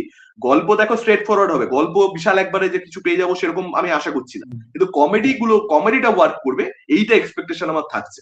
না ইভেন হেভান, অক্ষয় দেখবে রাত্রি নাইট শুট করে না, কিন্তু হেভানের জন্য যেহেতু প্রিয়দর্শন বলেছিল যে ও অ্যাকচুয়াল রাস্তায় রাত্রির বেলা শুট করতে চায়, অ্যাকচুয়ালি রাস্তায় শুট করলে তো তুমি রাত্রি ছাড়া তো ট্রাফিক ছাড়া পাবে না বম্বের রাস্তা, তো হেভানে কিন্তু নাইট শুট করেছে ক্লাইম্যাক্সটা, পুরো রাস্তায় করেছে অ্যাকচুয়াল লোকেশনে। তো ওইটা ওর প্রিয়দর্শনের কম্বিনেশনটা ওইটা খুব, তাই জন্য প্রিয়দর্শনের ইন্টারভিউ গুলো দেখছিলাম, কালকে থেকে অনেকগুলো ইন্টারভিউ বেরিয়েছে, লোকটা এত সিনেমা করেছে, এত এক্সপিরিয়েন্স, ঠিক আছে, এবং বলছে এক একটা জিনিস। এবং তুমি প্রিয়দর্শনকে দেখলে তোমার মনে লোকটা নিজে অ্যাকচুয়াল রিয়েল লাইফ একদম ফানি নয়, মানে খুব সিরিয়াস প্রফেসরের মতো, ঠিক আছে। তো আর ও আরেকটা জিনিস আমি ইন্টারভিউতে দেখলাম, এই রিসেন্ট ইন্টারভিউ গুলো চেক আউট করে দেখো, পিঙ্ক বিলাতেও এসছে, অনেকগুলোতেই এসছে, ভ্যারাইটিতে এসছে। ও বলছে যে যদি সেটের মধ্যে লোকে হাসছে, মানে একটা সিন হচ্ছে সেটের মধ্যে যদি লোকে হাসছে, তার মানে ওই সিনটা হলে ফ্লপ হবে। আর যদি সেটের মধ্যে লোকে হাসছে না, তাহলে হলে লোকে হাততালি দেবে, মানে হাসবে লোকে। বলছে যদি সেটের মধ্যে হাসছে, তার মানে বুঝবে যে সিচুয়েশন থেকে বেরিয়ে গেছে, গিয়ে আলাদা করে অঙ্গভঙ্গি করে কমেডি করছে, তবেই সেটের মধ্যে লোকে এনজয় করছে। কারণ আউট অফ কনটেক্সট কোনো সিন দেখে হাসি পেতে পারে না সিচুয়েশনাল কমেডিতে। মানে হিজ এক্সপ্লেনেশন ওয়াজ দ্যাট, এক একটা কথা বলছে, মানে মানে মনেই হচ্ছে না, মানে একটা হয় না, তুমি দেখবে অনেক ডিরেক্টর আছে ওভার কনফিডেন্টলি আসে, ভুলভাল বকে, এরকম প্রচুর ডিরেক্টর, বাট প্রিয়দর্শন এত প্রিসাইজলি কথা বলছে, ঠিক আছে, যে এইগুলো আমি কেন করি। ও বলছে যে আমার কমেডি ফিল্মের কিছু পার্টিকুলার ট্রিটমেন্ট আছে, আমি ওগুলোকে রিপিট করি, যেরকম দেখবে এই যে মুখ ভেঙানোর ব্যাপারটা, বিভিন্ন নাম দিয়ে ডাকা, ঠিক আছে, এই যে কনফিউশনটা ক্রিয়েট করা, যে ইয়ে নাম কেসা লাগতা হ্যায় তু মারতা ঢম ঢেরে ক্যা ঢম ঢেরে, এই যে মানে বুঝলো কনফিউশন ইত্যাদি।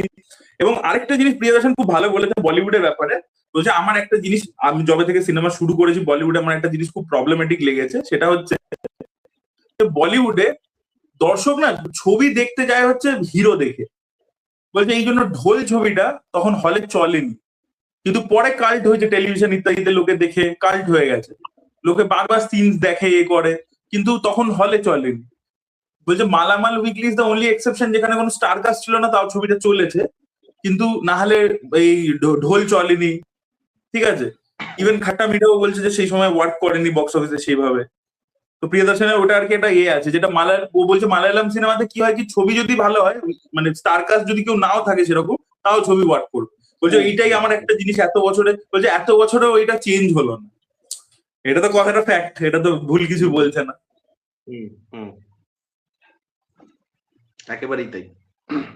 যাই হোক, খাট্টা মিঠার ব্যাপারটা আমার মনে হয় যে না চলার একটা বড় রিজন হচ্ছে খাট্টা মিঠা যেরকম ট্রু টু দ্য জনরা ছবি, মানে এরকম ছবি হয় না। কিন্তু তুমি দেখো খাট্টা মিঠা যে এতটা পলিটিক্যাল সিনেমা হবে, তুমি আজকেও ছবিটার প্রোমো দেখো, তোমার মনে হবে কি একটা পুরো কমেডি ফান রাইড।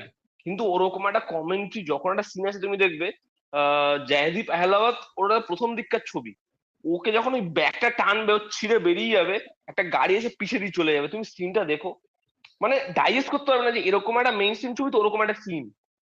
ওটা খুব হন্টিং, মানে কিভাবে পিছিয়ে দিয়ে চলে যায়, বা ওর বোনের সাথে যেটা হবে, অক্ষয়ের বোনের সাথে, ওই সিনগুলো কিভাবে দেখিয়েছিল, মানে এতটা র ওগুলো।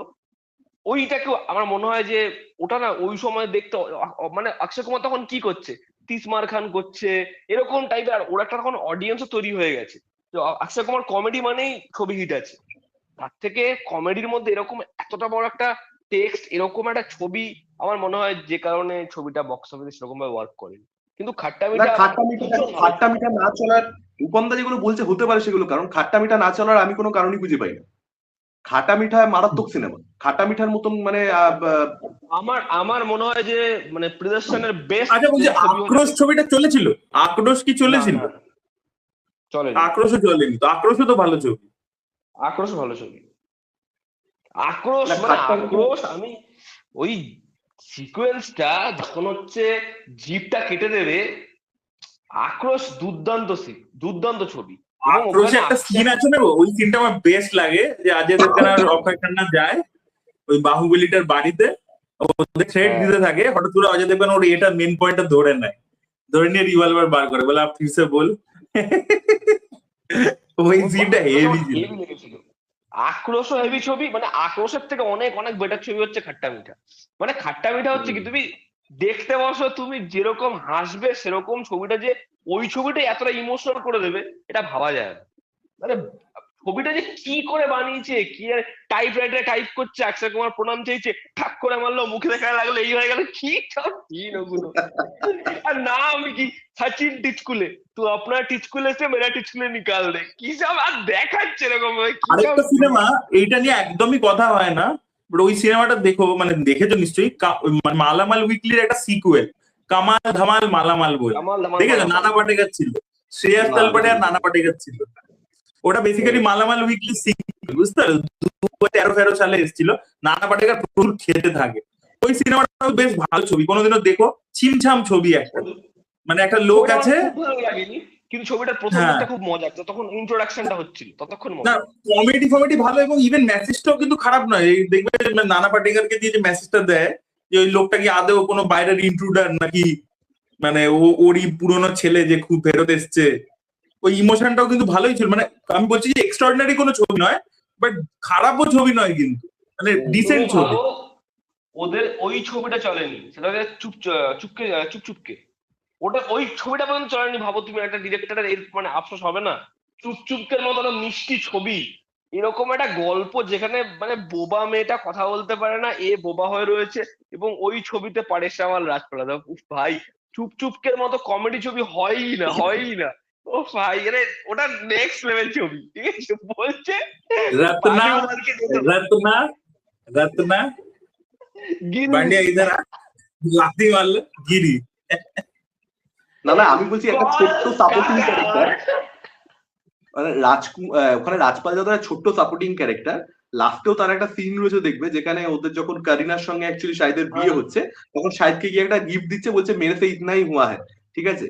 ওই মোমেন্টেই না তোমার ক্যারেক্টার চিরকালের জন্য মনে থেকে যাবে। তো এই যে কমেডি ছবিতে একটা ছোট্ট ছোট্ট মোমেন্ট, যেগুলো ক্যারেক্টার সাপোর্টিং ক্যারেক্টার ভালো হতো আগেকার দিনে, কমেডি ছবিতে কিন্তু সাপোর্টিং ক্যারেক্টার ডায়লগটা কি দেয় বলো তো? রাজপাল যাদব বলে যে এই যে আংটিটা আমি তোমাকে দিলাম, এটা তুমি এখন খুলে দেখো না, এটা তোমার আঙ্গুলে ফিট হবে না, তোমার বাচ্চা হলে ওকে পড়িও, আমার এইটুকুই ক্ষমতা। মানে ওর সাথে যে ওরা একটা বন্ধুত্ব হয়ে গেছে, ছোট ছোট মোমেন্টসে ওইটা মানে বেরিয়ে আসে আর কি। এখন এই ধরনের ছবি সম্ভবই না।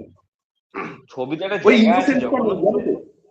মানুষের যখন মধ্যে ওই ইনোসেন্সটা নেই বলে বোধহয় ফিল্ম মেকাররা বিশ্বাস করছে, কিন্তু এখনো কিন্তু মানুষের মধ্যে আছে, মানুষ কিন্তু দেখতে পছন্দ করবে এই ধরনের ছবি, কিন্তু বানানো বন্ধ ছবিতে হয়ে গেছে। পোস্টার রয়েছে, সেটা সব থেকে হারামি পরেশ রাওয়াল হচ্ছে যখন হচ্ছে নিজের ভাইপোকে নিতে আসবে, ঠিক আছে, এবং এসে এত খাবার দাবার নিয়ে এসছে, রেলা ফেলা মেরে ঢুকছে, ঠিক আছে, ওই জায়গাটা যখন দেখছো কথা বলতে পারে, মালটা ফিরেছে, ও ভাই কি রিয়াকশন, মানে চুপ চুপকে তুমি দেখো, এখনো যে কোনো সিন তুমি হাসবে। ওই একটা পোর্শন রয়েছে যেখানে বলছে আরে ও অমলেট খেতে চাইছে, দোকানে গিয়ে বলছে पानी उबाल के दे दो, इसे थोड़ी ना पता चलेगा, इसको लगेगा अंडा पिघल गया। আরে এগুলো কোনো কথা? এগুলো কি কথা? তাতেই না তুমি দেখো, নোংরা হবে হাসবে। তখনকার দিনে অনেক সিন ওয়ার্ক করতো, যেগুলো আমি জানি না এখন আর নতুন করে করলে ওয়ার্ক করবে কিনা, রাজপাল যাদবী ওয়ার্ক করতে পারবে কিনা। এবার চাপাটিকে নিয়ে একটা সিন রয়েছে, চাপাটি দেয়, চাপাটি কিছুতেই খেতে পারছে না রাজপাল যাদব। হ্যাঁ, ওই সিনটা এত ফানি, এত ফানি, আমি জানি না এখন ওই সেম জিনিসটা, কারণ সিনটার মধ্যে কিছু নেই, কিন্তু যাতে কিছু নেই, চাপাটিও খেতে সত্যি পারছে কথা। না, ওইটা নিয়ে না, কমেডি। তুমি দেখবে ডিফারেন্সটা কোথায় হয়ে গেছে, আমি তোমাকে বলছি। এখন যদি কোনো ডিরেক্টর, অন্য ডিরেক্টর, মানে প্রিয়দর্শন কি করবে আমি জানি না, বাট অন্য কোনো বলিউডের ডিরেক্টর যদি ওই সিনটাকে করে, ও কি করবে, যখন নিজে কামড়ে খেতে পারছে না, ও দেখবে একটা সাউন্ড এফেক্টস দেবে, ঠিক আছে, জিনিসটার মধ্যে আরো ক্যারিকেচার নিয়ে আসবে। কিন্তু প্রিয়দর্শনের সিনটার মধ্যে দেখবে কোনো বিজিএম নেই কিন্তু। ও শক্তি কাপুর ওকে টেনে আনলো, বসিয়ে দিল, ওকে রুটিগুলো দিল, ও কাজ করে হাঁপিয়ে গেছে, ও এরকম নিয়ে দিয়ে দেখ, ও প্রথমে নমস্কার করে খেতে, তুমি দেখো ওখানে কিন্তু কোনো বিজিএম টিজিএম কিছু ইউজ করেনি, ও পুরোটাই হচ্ছে শাহিদ কাপুরের রিয়াকশন, ওই শাহিদ কাপুর কাশছে করছে, ঠিক আছে, ওর ডায়লগস, ওর সিচুয়েশনটার উপরই ফোকাস। তুমি দেখবে খুব সিনটা, স্টেজিংটা কিন্তু প্রচন্ড ন্যাচারাল। কিন্তু তুমি আজকে এই যে ভুল ভুলাইয়া হচ্ছে, ধরো আনিস বাজমিও কমেডি ছবি বানিয়েছে, বাট ডিফারেন্সটা বলতে, তুমি দেখবে একটা কোনো সিনে যদি কোনো কমেডি ওয়ার্ক করাতে হয়, মিউজিক দিয়ে দেবে, আরো বেশি করে এমফাসিস করবে ব্যাপারটার উপরে। আর একটা বিষয় হচ্ছে যেটা প্রিয়দর্শনের ছবিতে হয়, আমার মনে হয় এটা যারা হচ্ছে কমেডি লেখে বা যারা সিনেমা দেখে তাদের সবার আগে দেখা উচিত, সেটা হচ্ছে সিনের ব্যাকগ্রাউন্ডে, মানে সাবজেক্ট যারা, সাবজেক্টের হুম, পিছনে একটা সিন চলছে, তুমি দেখবে হচ্ছে ইয়েকে কেলাবে, অজ্ঞান হয়ে যাবে রাসুল দাদা, ঠিক আছে, এবার মালটা এরকম ভাবে বসে আছে, যখন হচ্ছে পরেশ রাওয়াল ওদেরকে গিরবি রাখবে, মালটা নিচে বসে এরকম করবে যে ওরা ইয়ারদার চলে গেছে, এরকম করে ওদিকে কথা ব্যান্ডটা হয়ে যাচ্ছে। দেখবে হচ্ছে খাট্টা মিটাতে যখন আসরানিকে বুদ্ধি দিচ্ছে যে তোমার মেয়ের বিয়ে, এদেরকে দিয়ে কাজ করাও, এবার পিছনে আকশাই কুমার অক্ষয় কি কুমার করবে, ওকে আকশাই মারছে। কুমার হচ্ছে ঢিল মারবে, ফাট করে চড় মারবে, ও চড় পড়ছে, ব্যাগ ফ্যাগ রেখে চলে যাবে। ওরা ওদেরকে দেখা যাচ্ছে ওরা ব্লাডে রয়েছে, কিন্তু পিছনে একটা গল্প চলছে, সামনে একটা গল্প চলছে। এটা এত সুন্দরভাবে প্রদর্শন করেছে এত বছর ধরে, আমার মনে হয় এইটা সবার দেখা উচিত, যে ভাই কিভাবে প্রত্যেকটা সিনের ক্রাফট। দেখবে মানে অক্ষয় কুমার বসে রয়েছে, রাজপাল পায়ের সামনে ঘুমিয়ে পড়ছে, সিনে ভ্যালিড হচ্ছে জনি লিভার, কিন্তু এখানে এরা সব করে যাচ্ছে, চুলের মুঠি ধরে নাড়িয়ে ফেলে। আর অক্ষয় কুমার এগুলো করেই, ব্যাকগ্রাউন্ড ডান্সারের প্যান্ট খুলে দেয়, যেতে যেতে পড়ে যায় হোঁচট খেয়ে, চুল ফুল টেনে ফেনে দেয়, এগুলো ও আরো বাড়িয়ে দেয় এগুলো করে। আর গরম মশালাতে একটা সিন আছে, জনকে বলে, জনের নাম, ওর নাম থাকে ম্যাক আর ওর নাম থাকে सैम, बोले सैम হ্যাঁ, मेरा पैसा, दारू का बोतल, तो जब मेरे ऊपर के जेब में जितना पैसा है वो तब सब तेरा। वो বার করে দেখে 2 টাকা আছে, 2 रुपए, ये ले रख, और मेरी तरफ से ये 98 और रख, साले भिखारी। ওইটা মানে এক্সট্রা অর্ডিনারি, মানে ওখানে। তারপরে আরেকটা সিন দেখবে, ভাগাম ভাগে আছে, ফোন করে, हाँ मालिक बोल रहे हैं, हाँ बे साले आज से तेरी गुलामी खत्म, एक बार तेरी टैक्सी वापस कर दूं, तेरी गुलामी खत्म, ब्राइटेस्ट स्टेटस पे पहुंच, हाथ फोन रख, तेरी माँ का ना का ना का, मतलब আর ওই সেম টাইপের সিনেমা একটা ঢোলে আছে, ওর মামাকে ফোন করে, हाँ मामू है, हाँ हाँ, तेरी नौकरी गई ना, अब तो अपने पैर भी गवाएगा, पता है फोन पे कौन है, तेरा तेरा काल, अगर एक बाप का है तो तेरा मिल वाले पेट्रोल पंप पे पहुंच जाना, तुझे मार के जला के अस्थियों से दांत साफ नहीं किए तो मेरा नाम भी मारू नहीं, फोन रख साले, तेरी माँ का ना का मामा का। আবার সেম জিনিসটাই করো, ওখানে করে মা কা না কি সাকা, এখানে করে হচ্ছে মা কা না কা মামা কা, ঠিক আছে, মানে এক্সট্রা ওই অর্ডিনারি। ছবিটা, ওই ছবিটা কোনটা জানো, ওটা হচ্ছে হালচাল, আর আরেকটা জানো হচ্ছে হাঙ্গামা, হাঙ্গামা হাঙ্গামা না হালচাল বোধহয়, ওই যেখানে কায়না কাপুর আছে, ওটা বোধহয় হালচাল। হালচাল হালচাল হ্যাঁ, হালচাল। হালচাল। হালচাল। ওর ফোন করেছে, ইয়ে বলছে, আরে আরবাজ খান বলছে कौन है रखिए कौन बे বলবে এবার অমরেশ পুরী ফোনটা ধরবে তেরি আম্মা ने मैंने की भूत रचाई थी ना এবার ছোট ছেলেকে ফোন করেছে হ্যালো এবার ছোট ছেলে বলছে হ্যাঁ কনে বল আজ কলেজ নেই গেছে ও পিতাজি স্ক্রিন চেঞ্জ করছে মানে কি যে করে পরে সওয়াল এসছে বউকে বলছে সব গোছানো হয়েছে मैंने मीठा लिया है मीठा तेरी माँ का क्या बोल হালচালে হালচালে বেস্ট সিন হচ্ছে কোনটা বলতো, যেখানে পরেশ রাওয়ালের ওয়াইফ চলে আসে না ওর বাড়িতে, মানে যাকে ও বিয়ে করেছিল, তো ওইখানে যে কনফিউশনটা গিয়ে না বের করেই জানতাম নেই ঠিক আছে ও বাবা এক্সপ্রেশন ওগুলো কি নোংরা ছবি বাবা রে বাবা। আর তুমি গরম মশলায় দেখবে গরম মশলা তো বহু জিনিসপত্র ওরা ইম্প্রোভাইজ করেছিল।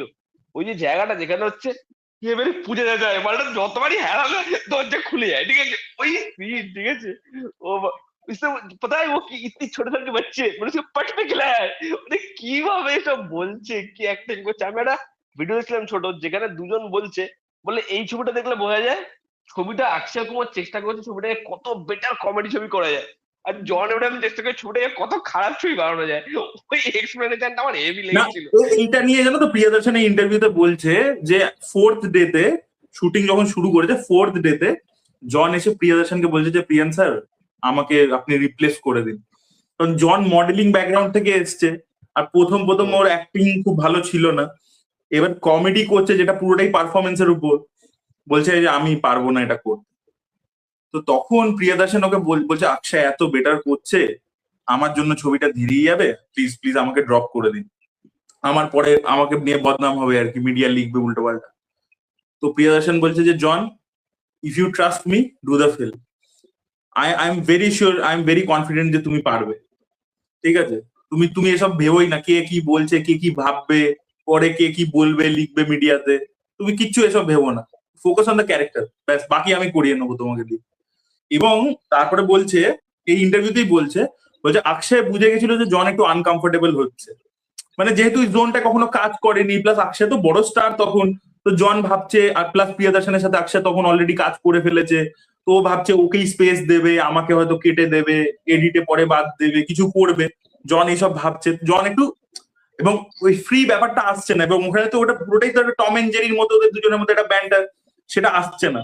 তো অক্ষয় ওকে বসিয়ে খুব কমফোর্টেবল করে, যে আরে কি হয়েছে, কি প্রবলেম হচ্ছে তোর, বল আমাকে, বলছে যে অক্ষয় ইউজ টু মানে ওয়েট ভেরি পেশেন্টলি, জন একবারে শর্ট দিতে পারতো না ওই সিন গুলোতে, বাট অক্ষয় বলতো ঠিক আছে কোনো ব্যাপার না, চ হবে আরেকবার করবো। তো ওকে জনকে এই পরেশ রাওয়াল অক্ষয় কুমার মিলে প্রচুর এনকারেজ করে করে ওর মধ্যে স্পন্টেনিটিটা এনেছে। তো এই তুমি দেখো এই জিনিসটা কিন্তু না, এই অক্ষয় কুমার বলো বা সেই সময়কার ডিরেক্টর বলো, এই এটা কোলাব আজকে যদি হয়, ফর এক্সাম্পল এই কার্তিক আরিয়ানের ফিল্মের মধ্যে ধরো একটা কেউ নতুন নিউ কামার আরেকজন কেউ ধরে নিচ্ছি লাক্স, ও ধরো পারছে না, তুমি দেখো ছবিটা বন্ধ হয়ে গেল, খবর আসছে বলিউড হাঙ্গামা খবর করছে যে সেটের মধ্যে ঝামেলা হয়ে গেছে, তোমার মনে হয় এত পেশেন্টলি একটা হিরো ওয়েট করবে? এটা তুমি বললে তো একটা ছবি এসেছিল না, আমি ছবিটার নামটা মনে করতে পারছি না, যেখানে রাহুল বোস ছিল, অপর শক্তি খুরানা ছিল, ওটার প্রমোশনে এসে অপর শক্তি খুরানা বলছে বলে আমি ওই ছবিটার ক্ষেত্রে প্রমোশনাল ইভেন্টে গেছি, পুরো রেডি, আমি স্টেজে উঠবো, যে হিরো রয়েছে সে কিছু একটা বললো, আমাকে প্রোডাকশন থেকে বলা হলো যে স্যার আপনি এখন স্টেজে উঠবেন না, বাদ বাকি কাজটা উঠুক। আমি বললাম কেন? বলছে আপনার জন্য আমরা আলাদা করে একটা কিছু প্ল্যান করেছি। এবার ও যখন বলছে রাহুল বোস ওকে এরকম ভাবে বলছে, মানে ও ইমোশনাল হয়ে গেছে বলতে বলতে, বলে স্যার পুরো ইভেন্টটা শেষ হয়ে গেল, আমি ওখানে রয়ে গেলাম, এবং তোমরা প্রত্যেকে জানো আমি কার কথা বলছি। ও নাম নেয়নি, অডিয়েন্স কার্তিক আরিয়ান, মানে যেরকম যাও বলছো সেটা কার্তিক আরিয়ানের দিকে ইন্ডিকেট করছিল। ওটা কার্তিক আরিয়ান আপার সাথে কোন ছবি করেছে? লুকাছুপি। ও আচ্ছা আচ্ছা। না কার্তিক আরিয়ান নাকি আমি শুনছিলাম যেটা কোন ইন্টারভিউতে সোনুকি টিটু না কি যেন ছবিটার নাম, তুই জুটি মেমাক্কারে ওর একটা ক্যামিও ছিল না, তো বলছে ওকে জিজ্ঞাসা করছে যে ক্যামিও সিনটা তুমি রণবীরের সাথে পারফরমেন্স দিয়েছিলে হ্যান ত্যান, রণবীরের সাথে কাজ করার এক্সপিরিয়েন্স কি, কোনো নাকি উত্তর দিচ্ছে না, চুপ করে বসে আছে। তারপরে যখন বলেছে যে ওই সিনে আপনি দারুণ করেছেন, তখন বলছে হ্যাঁ রণবীর ওয়াজ অলসো গুড। ভাই তোর প্রশংসা করতে কি প্রবলেম হয় নাকি? অন্য অ্যাক্টরের ব্যাপারে দুটো ভালো কথা বলে দিলে। আমার মনে আছে সিং ইজ কিং এর জন্য অক্ষয় কুমারকে অ্যাওয়ার্ড দিয়েছিল, অক্ষয় কুমার উঠে বলেছিল যে এটা গজনীর জন্য আমির খান ডিজার্ভ করে বলে দিয়ে নেমে এসেছিল, বিশাল পপুলার হয়েছিল ওই ব্যাপারটা, যে আমি গজনী দেখেছি, গজনীতে এত ভালো পারফরমেন্স আমির দিয়েছে, আই ডোন্ট ডিজার্ভ দিস। তো এই যে ব্যাপারটা, এটা যতক্ষণ তোমার মধ্যে এটা থাকবে না, ততক্ষণ তুমি কিছুতেই পাবলিক মানে ওই জিনিসটা, তুমি ওই মাস কানেক্টিভিটিটা তোমার আসবে না। তুমি যদি খালি ভাবো সেলফ সেন্টার, এই যেটা আজকালকার এদের প্রত্যেকেরই প্রবলেম হচ্ছে, এই জন্য দেখছো না এদের কিছুতেই গ্রাউন্ড লেভেল কানেক্টিভিটি হচ্ছে না, এই কারণের জন্যই হচ্ছে। এগুলো তো লোকে জেনে যাচ্ছে, পরে বলে দিচ্ছে কেউ না কেউ। না, এটা সমস্ত লেভেলেই হয়েছে। এটা বললে লোকে তোমরা হাসবে, এটা সব সিনেমা থেকে শুরু করে, এটা আমাদের ছোটবেলাতে মাঠে একজনের ব্যাট থাকতো, আমরা সবাই ব্যাট করতাম, কোনোদিন ইনসিকিউরিটির আই শব্দটাও জানিনি। এখন প্রত্যেকের ব্যাট আছে, প্রত্যেকের আলাদা আলাদা ব্যাট, মানে কেউ মানে কি যে না বন্ধুর ব্যাট দিয়ে খেলবো ওই ব্যাপারটাতে কেউ বিলিভই করে না। আমি দেখি আমার পাড়াতে যদি যখন খেলা হয়, মানে সবার দেখি একসঙ্গে 15টা ব্যাট, 15 জন খেলছে 15টা ব্যাট। আমি তো আমাদের ছোটবেলায় 2টো ব্যাট হলে আমাদের খুশি হয়ে যেতাম যে ভাই 2টো ব্যাট চলে এসছে মাঠে, একজন ব্যাট কিনেছে সেটা দিয়ে সবাই খেলছে। তো এইটা আমার মনে হয় যে সমস্ত লেভেল হয়েছে, এখন কম্পিটিশনটা অন্য জায়গাতে। আর এটার পেছনে মানে পুরো সিস্টেমটা দায়ী, এটা শুধু কার্তিক আরিয়ান নয়। কিন্তু একটা হয় যে ইন্ডিভিজুয়াল একটা আমি লোকটাই খারাপ, সেটা কার্তিক আরিয়ান কি না আমি সেটা বলতে পারবো না, কিন্তু একটা হচ্ছে সিস্টেমটা এত বেশি কম্পিটিশনের হয়ে গেছে যে কম্পিটিশন সবসময় কম্পিটিশন, সেটার বাইরে আর এরা বেরোতে পারছে না। মানে আমি তো বলবো এই যে 90s এর যারা সুপারস্টার, তাদের মধ্যে কিন্তু কম্পিটিশন থাকলেও তাদের কিন্তু একটা মিউচুয়াল রেসপেক্টের জায়গা আছে। আর সালমান খান কিন্তু উঠে বলছে যে ইয়াংস্টারদের যদি আমাদেরকে বিট করতে, আমাদের 5 জন 90s এর স্টারকে অনেক দৌড়াতে হবে। সেটা সত্যি কি মিথ্যে, ঠিক কি ভুল, অ্যানিমাল দুরান্দারের পরবর্তীতে আলাদা বিষয়, কিন্তু সেই ইউনিটিটা কিন্তু ওদের মধ্যে আছে। সালমান খান তো সবার সঙ্গে অ্যাকচুয়ালি সুসম্পর্ক রাখে, তুমি যদি দেখো সবার সঙ্গে, আমির, শাহরুখ, অজয়, অক্ষয়, সবার সঙ্গে সুসম্পর্ক। ইনফ্যাক্ট অক্ষয় কুমার আর সালমান খানের সম্পর্ক খুব ভালো। ভূত বাংলার সময় ওদের রিপোর্ট করেছে যে ফোন করে গালওয়ান আসছে কি আসছে না জিজ্ঞাসা করেছে, তার পরবর্তীতে রিলিজের কথা। তো ওদের মধ্যে একটা অন্যরকম সম্পর্ক ছিল। অজয় আর শাহরুখের মধ্যে যদি সম্পর্ক ভালো, ফটো শুট করলো না, 4 জন ছিল, আমির ছিল, সালমান ছিল, অজয় ছিল, অক্ষয় ছিল। তো ওটার একটা কিছু এরকম এই গ্লিমস টাইপের এসেছিল, মানে ছবি তো এসেছিল স্টিল, বাট কিছু এরকম একটা ভিডিও ক্লিপ টাইপেরও দেখছিলাম, আমি জানি না ওটা এআই ক্রিয়েটেড কিনা, যে ওরা খুব মানে নিজেদের মধ্যে ইয়ার্কি ঠাট্টা করছে, ঠিক আছে। মানে ওদের মধ্যে না মানে কেমিস্ট্রিটা একটা খুব ন্যাচারাল একটা ব্যাপার আছে। তুমি দেখতে পাবে যে কোনো, আমি ইভেন বলছি বরুণ ধাবান, দিলজিৎ দোসান এরা যখন বর্ডারের প্রমোশন করছে, মানে মনে হচ্ছে যেন হ্যাঁ এসছি প্রমোশন করছি, মানে একটা নিজেদের মধ্যে যে কেমিস্ট্রি, একটা বন্ধুত্ব, হাসি করছে, এর পিছনে লাগছে, মানে ওই ব্যাপারটাই নেই। তুমি দেখবে সৈফ আর অক্ষয়ের মধ্যেও খুব ভালো আছে, মজা করতে থাকে, একটা ন্যাচারাল কেমিস্ট্রি। এবং ওইটা যতক্ষণ তোমার থাকবে না, এই যে 2 হিরো ফিল্ম বা তুমি স্ক্রিন শেয়ার করলে ওটা আসবে না। ওটা খালি হিরো হিরোইনের মধ্যে নয় তো ব্যাপারটা, ওটা কিন্তু দুটো মেল অ্যাক্টরের মধ্যেও সেম জিনিসটা। একদম একদম একদম। তোমার একটা ফ্রেন্ডলি ব্যান্ডটা থাকতে হবে। কয়েকদিন আগে রবীন্দ্র ঠাকুর একটা স্টেটমেন্ট দিয়েছিল যে এমন একটা সময় ছিল বলিউডে যখন যদি নায়িকা কোনো সমস্যায় পড়তো, এই 5-6 জন হিরো এক হয়ে যেত, মানে এরা সবাই মিলে শর্ট আউট করে দিত সমস্যা। এবার যেখানে সবার নামই বলেছিল, সেখানে সঞ্জয় দত্তের নামও বলেছিল। ও তখন এটাই বলেছে, মানে রবীন্দ্র ঠাকুর তো খুব বড় অ্যাক্ট্রেস না এক সময়কার, তো বলছে যে এখন সেটা নেই, এখন প্রত্যেকে নিজে নিজে সমস্যাটা সলভ করার চেষ্টা করবে, ওই একত্রিত হয়ে যাওয়া ওটা হবে না। মানে আমরা সব থেকে বড় ধরন দেখি না, মানে ভারুন আসলে সিদ্ধার্থ, এটা সব তো মানে একদম কন্টেম্পোরারি একসাথে উঠলো। ভারুন আসলে সিডের কথা বলে না, সিড আসলে ভারুনের কথা বলে না, কেউ কার্তিকের কথা বলে না, সবাই একটা আলাদা জোনে হয়ে গেছে যে এর মতো আর এদের নিজের কোনো আইডেন্টিটিও নেই, এই জন্য যেইটাই সব থেকে বড় সমস্যা। যাই হোক, আমরা এই জিনিসটা আবার এটা কিন্তু বলিউডেই, জানো তো, এটা কিন্তু সাউথে নয়, কিন্তু সাউথে নয়, কিন্তু ওরা কিন্তু একে অপরের ছবি নিয়ে কথা বলে। আমি যখন ইন্টারভিউ দেখি বলিউডে মানে কি আমাদের বাংলাতে কি আছে, বাংলাতে আছে আগে টাইম ছিল যখন হচ্ছে না আরে এখানে তো বলিউডকেই কপি করে জিনিসপত্র হয়, তো বলিউডে করছে না তো এখানে হবে কি? বলিউডে আবার ফিরলে এরা করবে না। আমার তো সব থেকে মজা লাগে হচ্ছে রানা দাগুবতীকে দেখে। নানিকে এক জায়গায় প্রশ্ন করে যে তোমার ইন্ডাস্ট্রি ফ্রেন্ড কে, নানি বলছে যে রানা দাগুবতী। তখন ইন্টারভিউয়ার বলছে রানা দাগুবতী তো সবারই বোধহয় বন্ধু। অ্যাকচুয়ালি কিন্তু সত্যি রানা দাগুবতী নাকি অ্যাকচুয়ালি সবারই বন্ধু এবং সবাইকে নাকি হেল্প করে নিজের সামর্থ্য অনুযায়ী। রানা দাগুবতী হেভি লোক, আমার ব্যাপক লাগে রানা দাগুবতীকে। আর ও কিন্তু দেখবে, আমি দেখি, হ্যাঁ বলো। একটা হচ্ছে রানা, আরেকজন হচ্ছে আল্লু অর্জুন। আল্লু অর্জুনের সামনে হাইলাইটেড হয় না, মানে রানা দাগুবতী যেরকম কি, যেহেতু প্রোডাকশন হাউস বিশাল পুরনো, তো অনেক বিভিন্ন টাইপের সিনেমা, ধরো অল উই ইমাজিনাস লাইটের মতো সিনেমাও ডিস্ট্রিবিউট করেছে, ঠিক আছে, ইন্ডিপেন্ডেন্ট সিনেমাকে সাপোর্ট করে। তো সেই ব্যাপারটা আল্লু অর্জুন করে না অবশ্যই, বাট এই যে ধরো ইন্ডাস্ট্রির লোকেদেরকে এক করে রাখা, ঠিক আছে, তো রেগুলার বেসিসে নিজের বাড়িতে ধরো সবাইকে ডেকে নিল, ঠিক আছে। ওই যে হিরোটা আছে না গো, যে নিখিল সিদ্ধার্থ, ও বলছে আল্লু অর্জুন হঠাৎ করে আমাদেরকে ফোন করে বলে যে সবাই চলে এসো, এবং সেখানে কিন্তু কোনো ভেদাভেদ নেই যে আমার এটা ক্যাম্প, এরাই এসছে, ওরকম কিন্তু নয়। মানে যে যে অ্যাভেলেবেল আছে সবাইকেই ফোন করলো, এবার শুটিং এর কাজ কর্ম থাকে তো সবাইকে ডেকে নিল, এবার আড্ডা মারছে, এ করছে, পার্টি করছে, গেট টুগেদার করছে।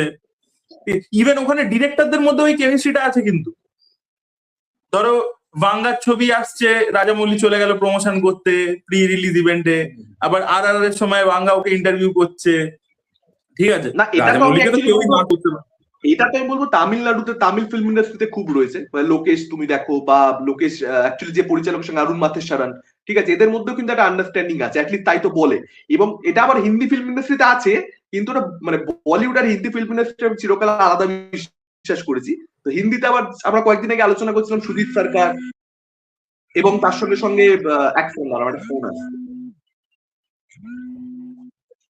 হ্যাঁ, কয়েকদিন আগে আমরা আলোচনা করছিলাম সুজিত সরকার কিংবা শ্রীরাম রাঘবন, তাদের মধ্যে রয়েছে আবার, মানে যারা ওই 90s-এরই তাদের মধ্যে আছে, নিউ এজ বলিউড ডিরেক্টরদের মধ্যে বোধহয় নেই। তবে এটা থাকাটা ভালো, মানে এটা থাকলে। তামিলনাড়ুতে আমি আমি কি দেখেছি বলতো, মানে তামিল সিনেমা আমি যা ফলো করেছি, আমার মনে হয় ওখানে একটু গ্রুপস আছে আর কি। মানে ধর এই কজন হচ্ছে একটা গ্রুপ, ওই কজন হচ্ছে আরেকটা গ্রুপ, ঠিক আছে, মানে সবাই সেম এর নয় আর কি। হ্যাঁ, আর আমি লাস্ট রূপমদা অনেকক্ষণ হয়েছে, লাস্ট একটা টপিক তুলবো, সেটা হচ্ছে এই 6 সপ্তাহ যে ধুরন্ধর 6 সপ্তাহ উইন্ডো চেয়েছে, এটা তোমরা জানো নিশ্চয়ই। কি বক্তব্য তোমাদের এই 6 সপ্তাহের উইন্ডো নিয়ে, এবং ভূত বাংলা সেখানে চাপে পড়ে যাওয়া? আমার মনে হয় যে এটা মানে ঠিক নয়। মানে প্রথম 2 সপ্তাহ দেখো মানে ফুল প্লেজেডলি চলবে, তারপরে ডেফিনেটলি চলবে, বাট সেখানে শো শেয়ার আই থিঙ্ক করাই যেতে পারে।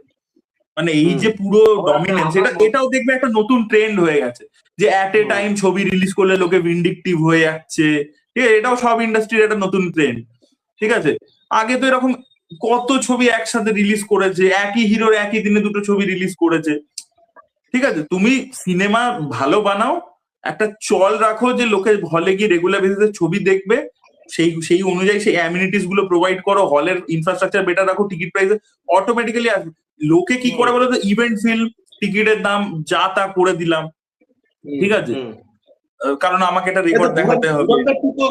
ধুরন্ধর 2 তো সোনার দামে টিকিট হয়ে গেছে, অলমোস্ট সোনা, আরেকটু বেশি করছে বলে সোনা। আমি আগের দিন একটা ভিডিওতে বলছিলাম যে এই আজকে ধুরন্ধর আবার রিলিজ হয়েছে সিনেমা হলে, প্রায় 1300 সিনেমা হলে রিলিজ হয়েছে ধুরন্ধর।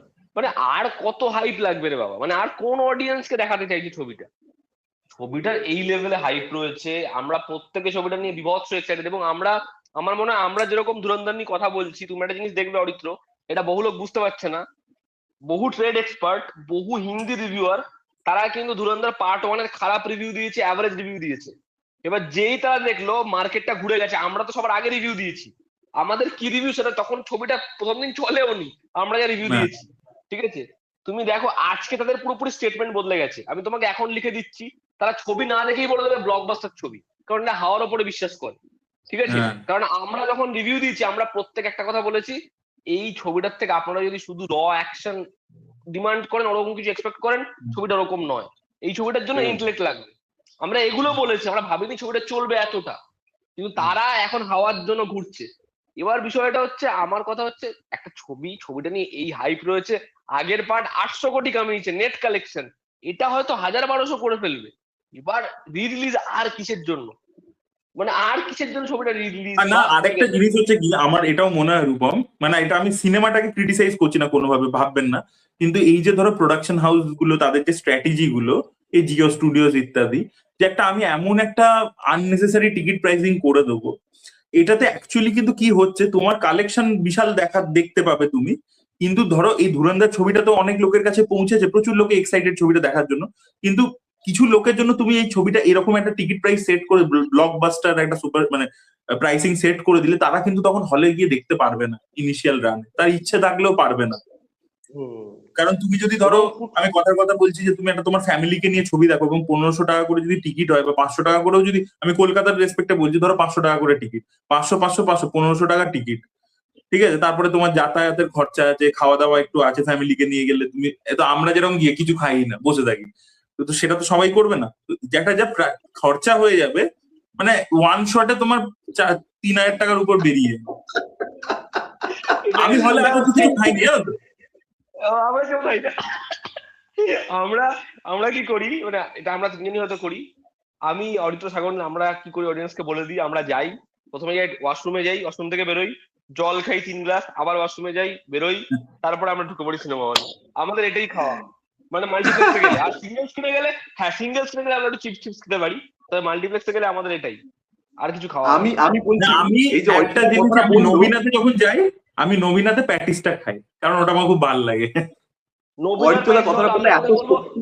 ম্যানোকার প্যাটিস খেও, ম্যানোকার প্যাটিস আরো ভালো, মানে ম্যানোকার দারুণ প্যাটিস। সাগরিল যেটা প্রি ইম্পর্টেন্ট প্রমোশন, বল। প্রি প্রমোশন হচ্ছে না, ইম্পর্টেন্ট কিছু নয়। দেখো অরিত্রদা একটা কথা এত সত্যি বলছে। আমাদের ঠিক ছিল যে ধুরন্ধর পার্ট 1 আমি অ্যাকচুয়ালি দ্বিতীয়বার দেখতে গেছিলাম, এবং 7-8 জন মিলে গেছিলাম বন্ধুরা। এবার ঠিক করেছিলাম যে আবার যাবো, এবার ধুরন্ধর 2টা একদম প্রথম দিনই যাবো। ঠিক আছে, মানে ধুরন্ধর পার্ট 1 কি হয়েছিল, আমি কোনোদিন আগে দেখেছি, সেকেন্ড বার একসঙ্গে 7-8 জন দেখেছি। এবার পার্ট 2টা একসঙ্গে প্রথমবারই 7-8 জন যাবো। এবার যখন টিকিটের দাম এরকম হয়ে গেল, এখন আমরা মানে আমাকে আর কর্ণিককে তো দেখো যেতে হবে, কিছু করার নেই। বাকিরা কনফিউজড যে তারা কি করবে। এখন অব্দি তার অনেকের মধ্যে তারা এই করে দিচ্ছে, মানে ছেড়েই দিচ্ছে যে ঠিক আছে একটু একটু হালকা হালকা হোক, ঠিক আছে 2 সপ্তাহ বাদে যাবো। মানে কিছু করার নেই, মানে একটা একটা সিনেমা 400 টাকা 500 টাকা যদি টিকিট হয়, এটা তো মানুষ দেখেনি না, মানে 400-500, মানে বুঝতে পারছো। আর কালকিও সব থেকে বড়, কালকিও একটা বড় সিনেমা খরচা করেছে, আমরা 260-270 টিকিটে দেখে নিয়েছি। এখন 400, মানে টু মাচ, আর টু মাচ। আর সব এই থেকে বড় এই সমস্যা, ব্লকবাস্টার টিকিট প্রাইসিং জওয়ানের সময় প্রচন্ড বেশি করেছিল, জওয়ানের সময় প্রচন্ড বেশি করেছিল। এই জন্য তো আমি আর তোমাকে বলছি, অ্যানিমালে বরং আমি বলবো কম্পারেটিভলি অনেক কম ছিল, মানে এরকম ব্লকবাস্টার প্রাইসিং কিন্তু অ্যানিমাল করেনি। আর সব থেকে বড় সমস্যাটা কি হয় জানো তো, ছবি প্রথম কথা হচ্ছে, যদি তুমি ভাবো না যে 2 সপ্তাহ 3 সপ্তাহ পর দেখবো, এখন এরকম হয় ইনস্টাগ্রামে ছবি আর কিছু বাকি থাকে না, সব ইম্পর্টেন্ট সিন সব আপলোড করে দিচ্ছে। এবার আর 3 সপ্তাহ পর আমি গিয়ে হলে কি দেখবো? আর এই যে টিকিট প্রাইস বাড়ানো, টিকিট প্রাইস এই পরিমাণে বাড়ালে কখনোই আগের ফুটফলস কে বিট করা যাবে না। মানে যে ফুটফলসটা আগে একটা হিউজ ভাবে ক্রিয়েট করা যেত, ওটা করা যাবে না, ফুটফলস কমবেই টিকিট প্রাইস বাড়লে। আর সিনেমা হলে না, যাওয়া না এবং একটা তুমি অভ্যেস, সাধারণ জানো তো। মানুষের সিনেমা থেকে কাট অফ করে দিচ্ছ। না না, হুম, আমি হুম। যে সিনেমা হলে যাওয়া একটা অভ্যেস, তুমি একটা শ্রেণীকে যদি দূরে সরাতে থাকো যে তোর টাকা নেই তোকে দেখতে হবে না, আমার ম্যাটার করছে না, আমার ব্যবসা তো হয়ে যাচ্ছে 1000 কোটি। এবার ওই অডিয়েন্সটাকে তুমি কিন্তু ফেরানো আবার, মানে একটা সময় পরে তো রিয়েলাইজ করবে যে গন্ডগোল করেছি ফুটফলস কমিয়ে, কিন্তু তাদেরকে যখন 2 বছর 4 বছর বাদে ফেরানোর চেষ্টা করবে, তখন কিন্তু আর ফেরাতে পারবে না। তো এইটা কিন্তু খুব একটা বাজে ব্যাপার হচ্ছে, এবং বড় ছবি কিন্তু আসতেই থাকবে। আজকে যে মনে করছে যে ধুরন্ধর 2 সব থেকে বড় হাইপওয়ালা ছবি, ডেফিনেটলি, কিন্তু সে গাধা এইটা ভাবলে সে হয়ে যাবে সেই মুহূর্তেই যে এরপরে আর এরকম আসবে না, এরপরে আরো 10টা চলে আসবে, 15টা 20টা প্রত্যেক বছর আসবে। আর যারা রামায়ণ এলে, রামায়ণ যদি ঠিকঠাক গ্লিমস দিতে পারে, বা রাজামণি যদি ঠিকঠাক গ্লিমস দিতে পারে, আল্লু অর্জুন একই যদি দিতে পারে, তাহলে এই হাইব্রিড করবে 100%, আমরা নিশ্চিত। কিন্তু তখন যদি কেউ বলে যে না আমার 6 সপ্তাহ তো আমি খুশি নই, আমার 3 মাস লাগবে, কারণ এই দিকে আমরা এগোচ্ছি। রামায়ণ এসে বলতেই পারে যে আমার এত বড় ছবি 4,000 কোটি টাকা বাজেট, আমার 3 মাস, আমার 3 মাস লাগবে, তখন হল মালিকেরা কি করবে? তাকে যে উপায় নেই, তাকে রণবীর কাপুর ইয়াসে রামান তাকে লাগাতেই হবে। তো এটা কিন্তু খুব বাজে দিকে এগোচ্ছি আমরা, প্রচন্ড বাজে দিকে এটা এগোচ্ছি। এটা খুব বাজে দিক, এবং আমার মনে হয় কি এই সমস্যাগুলো আস্তে আস্তে পরবর্তী সময় এরা এই ঝামেলাটা করে, কিন্তু নিজেরা পরে বাধ্য হয়ে শর্ট আউট করে নেয়। তো আমার মনে হয় ভুদু বাংলা শর্ট আউট করে নেবে, ঠিক আছে, হুম। আমার মনে হয় সেটা সমস্যাটা হবে না, এই যে একটা ভিন্ডিকটিভ নেচার, ঠিক আছে, যে মানে যে কোনো জিনিস, মানে আমি এর সিনেমা রিলিজ হতে দেবো না, আমারটা রিলিজ করে দেবো, এই করে দেবো, এতে কি হবে বলতো, কালচারটাও খারাপ হয়।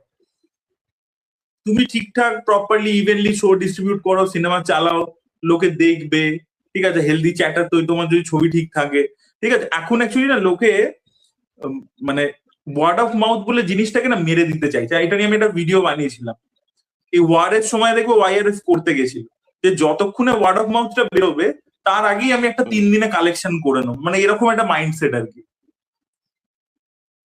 যে ওয়ার্ড অফ মাউথ আমি গ্রো করতে দেবো না। আগে তো এরকম হতো না, না আগে কি হতো, কি সিনেমা একটা টেরিটরি ওয়াইজ রিলিজ হতো, একটা জায়গাতে রিলিজ হলো, আবার তারপরে অন্য জায়গায় রিলিজ হলো, তো ওয়ার্ড অফ মাউথটা পৌঁছাতো গ্র্যাজুয়ালি। এখন তো সেই ব্যাপারটা নেই। তো যত পারো ওয়াইড রিলিজ করো, প্রচুর প্রচুর স্ক্রিন নাও, ঠিক আছে, এবং দিয়ে দেখিয়ে দাও যে আমার এত কোটি টাকা উঠে গেছে, এই উঠে গেছে বলে, এইসব বলে টোলে, don't let the word of mouth to build. এইটা যে সবাই সব বড় প্রডিউসার সাউথ নর্থ সবাই করছে, যে যে নিজের স্ট্রেংথের মতো করছে, and this is going to backbite them very much. দেখে নিও তুমি, আর 2-3 বছর পরে এটা এত বড় না না একদমই এখানে আমি একমত অরিত্রদার সঙ্গে। তবে শিবা সোশ্যাল মিডিয়া শিবা কার্তিকে রিসেন্টলি একটা ছবি প্রডিউস করেছে, শিবা কার্তিকে রিসেন্টলি একটা ছবি প্রডিউস করেছে থাই কারাবি বলে, মানে হচ্ছে ঠাকুমা। ওই ছবিটা ওখানে সুপারহিট হয়েছে তামিলনাড়ুতে, এবং ওটা একটা ফিমেল সেন্ট্রিক ছবি, একটা বুঝলে তো, মানে রাধিকা শরৎ কুমার রয়েছে লিড চরিত্রে, কোনো স্টার কাস্ট নেই, এবং টিকিট তো শিবা কার্তিকে ওর সাকসেস মিটে বলেছে যে 100-150 টাকা টিকিট রেখে আমরা এই কালেকশনটা 50 কোটি টাকা করতে পেরেছি, and we are very proud. কারণ অনেক হিরো 1,500 টাকা 500 টাকা টিকিট রেখে তখন 100 কোটি টাকা কালেকশন করে বলে যে আমার ছবি সুপারহিট হয়েছে। আমরা যে এটা করতে পেরেছি আমরা হেভি খুশি। তো এই জিনিসটা আমার খুব ভালো লেগেছে। যাই হোক, এই ছিল মোটামুটি আমাদের আলোচনা। আমরা এইগুলি সাম আপ করবো যে সিনেমা সাধারণ মানুষের জন্য থাকুক, যেন মানুষ দেখতে যেতে পারে। মানুষের সামর্থ্যের বাইরে চলে যাচ্ছে, ঠিক হচ্ছে না। রূপম দা, অরিত্র দা, থ্যাংক ইউ এতক্ষণ সময় দেওয়ার জন্য আমাদের সকলকে। দর্শকদের হয়ে আমি থ্যাংক ইউ বলে দিচ্ছি তোমাদেরকে। সাবস্ক্রাইব করুন দর্শকেরা, লাইক করে দিন, এবং আমরা আসছি এর পরবর্তী ভিডিও দেখা যাক কবে আনি আমরা। আমাদের তো 3 জনের ম্যাচ হওয়া খুব ডিফিকাল্ট হয়ে যাচ্ছে, 3 জনেরই নানান রকম চাপ থাকে। তবে ধুরন্ধর 2 নিয়ে খুব শিগগিরই আসার চেষ্টা করবো। এখানে আমি দর্শকদের হয়ে বলবো, অরিত্র দা, রূপম দা দুজনকেই, যে ধুরন্ধর 2 নিয়ে যেন তোমরা লেট না করো, ঠিক আছে? আমি সময় দিয়ে দেবো। ধুরন্ধর 2 নিয়ে কিন্তু আমি তাড়াতাড়ি আলোচনা চাই। ধুরন্ধর 2 আমি ফেলে রাখতে চাই না, ঠিক আছে? যে হচ্ছে রিলিজ করেছে 5 দিন বাদে কথা বলছি, আমি প্রচন্ড আলোচনা করতে, মানে আমি চাই আলোচনা করতে, ঠিক আছে? ছবি যদি ভালো হয় আমি আলোচনা করতে চাই। আমি দর্শকেরও একটা কথা জানতে চাই, সেটা হচ্ছে তোমরা রিভিউ কবে আনবে, 18 তারিখ না 19 তারিখ, সেটা বলো। না, রিভিউ 18 তারিখ কিভাবে? কোনোভাবেই সম্ভব না। রিভিউ 18 তারিখে ছবি 4 ঘন্টা, কি করে রিভিউ 18 তারিখ? কোনোভাবেই সম্ভব না। রিভিউ সম্ভব নাকি 18 তারিখ? 5টা থেকে যদি শো লাগে 9টার সময় শেষ, বাড়ি ফিরতে সম্ভবই না রিভিউ 18 তারিখ। আচ্ছা, এখানেও কি এই মাল্টিপ্লেক্সে কি অ্যাড চালাবে ওরকম আধা ঘন্টা ধরে যেরকম চালায়? তাহলে তো শেষই হবে না, তাহলে তো 10:30টায় গিয়ে শেষ হবে। হ্যাঁ হ্যাঁ, তা ওই জন্যই তো বলছি, ওই জন্যই তো বলছি 18 তারিখ। এই সালা এত বড় রান টাইম করে এইগুলো একটা প্রবলেমও করেছে। আগে যেরকম কি হতো, সিনেমা হলে এত অ্যাড থাকতো না, তো আমার অ্যাড এর ভয় লাগছে। আধ ঘন্টা ইন্টারভেল শুরু হওয়ার আগে, আধ ঘন্টা ইন্টারভেলের পরে সিঙ্গেল স্ক্রিনে দেখে নাও। না না, এরকম হবে আর কদিন বাদে। ধুরন্ধর মডেল সাকসেসফুল হওয়ার পরে এরকম হবে, আমি লাস্ট বলছি, অনেক বড় হয়ে গেছে, মানে দেখবে এপিসোড 1 একদিন রিলিজ করেছে, প্যারালালি অন্য স্ক্রিনে এপিসোড 2 ও চলছে। এবার তুমি যখন যেটা দেখবে মনে করছো তুমি সেটা দেখো আর কি, এরকম ব্যাপার আর কি। কারণ 4 ঘন্টার ছবি, এরপরে কেউ বলবে যে না আমি 4.5 ঘন্টা বানিয়েছি, এবং ধরো পুল অফও করে দিচ্ছে, যে এঙ্গেজিংও লাগছে দর্শকে, তখন কি হবে? যাই হোক, এই ছিল আলোচনা। থ্যাংক ইউ সবাইকে। সাবস্ক্রাইব করুন, লাইক করুন। আসছি, খুব শিগগিরই আসছি, ধুরন্ধর 2 নিয়েই আসবে পরবর্তীতে। এমন করছি যেন আমরাই বানাচ্ছি ছবিটা। যাই হোক, ঠিক আছে, থ্যাংক ইউ।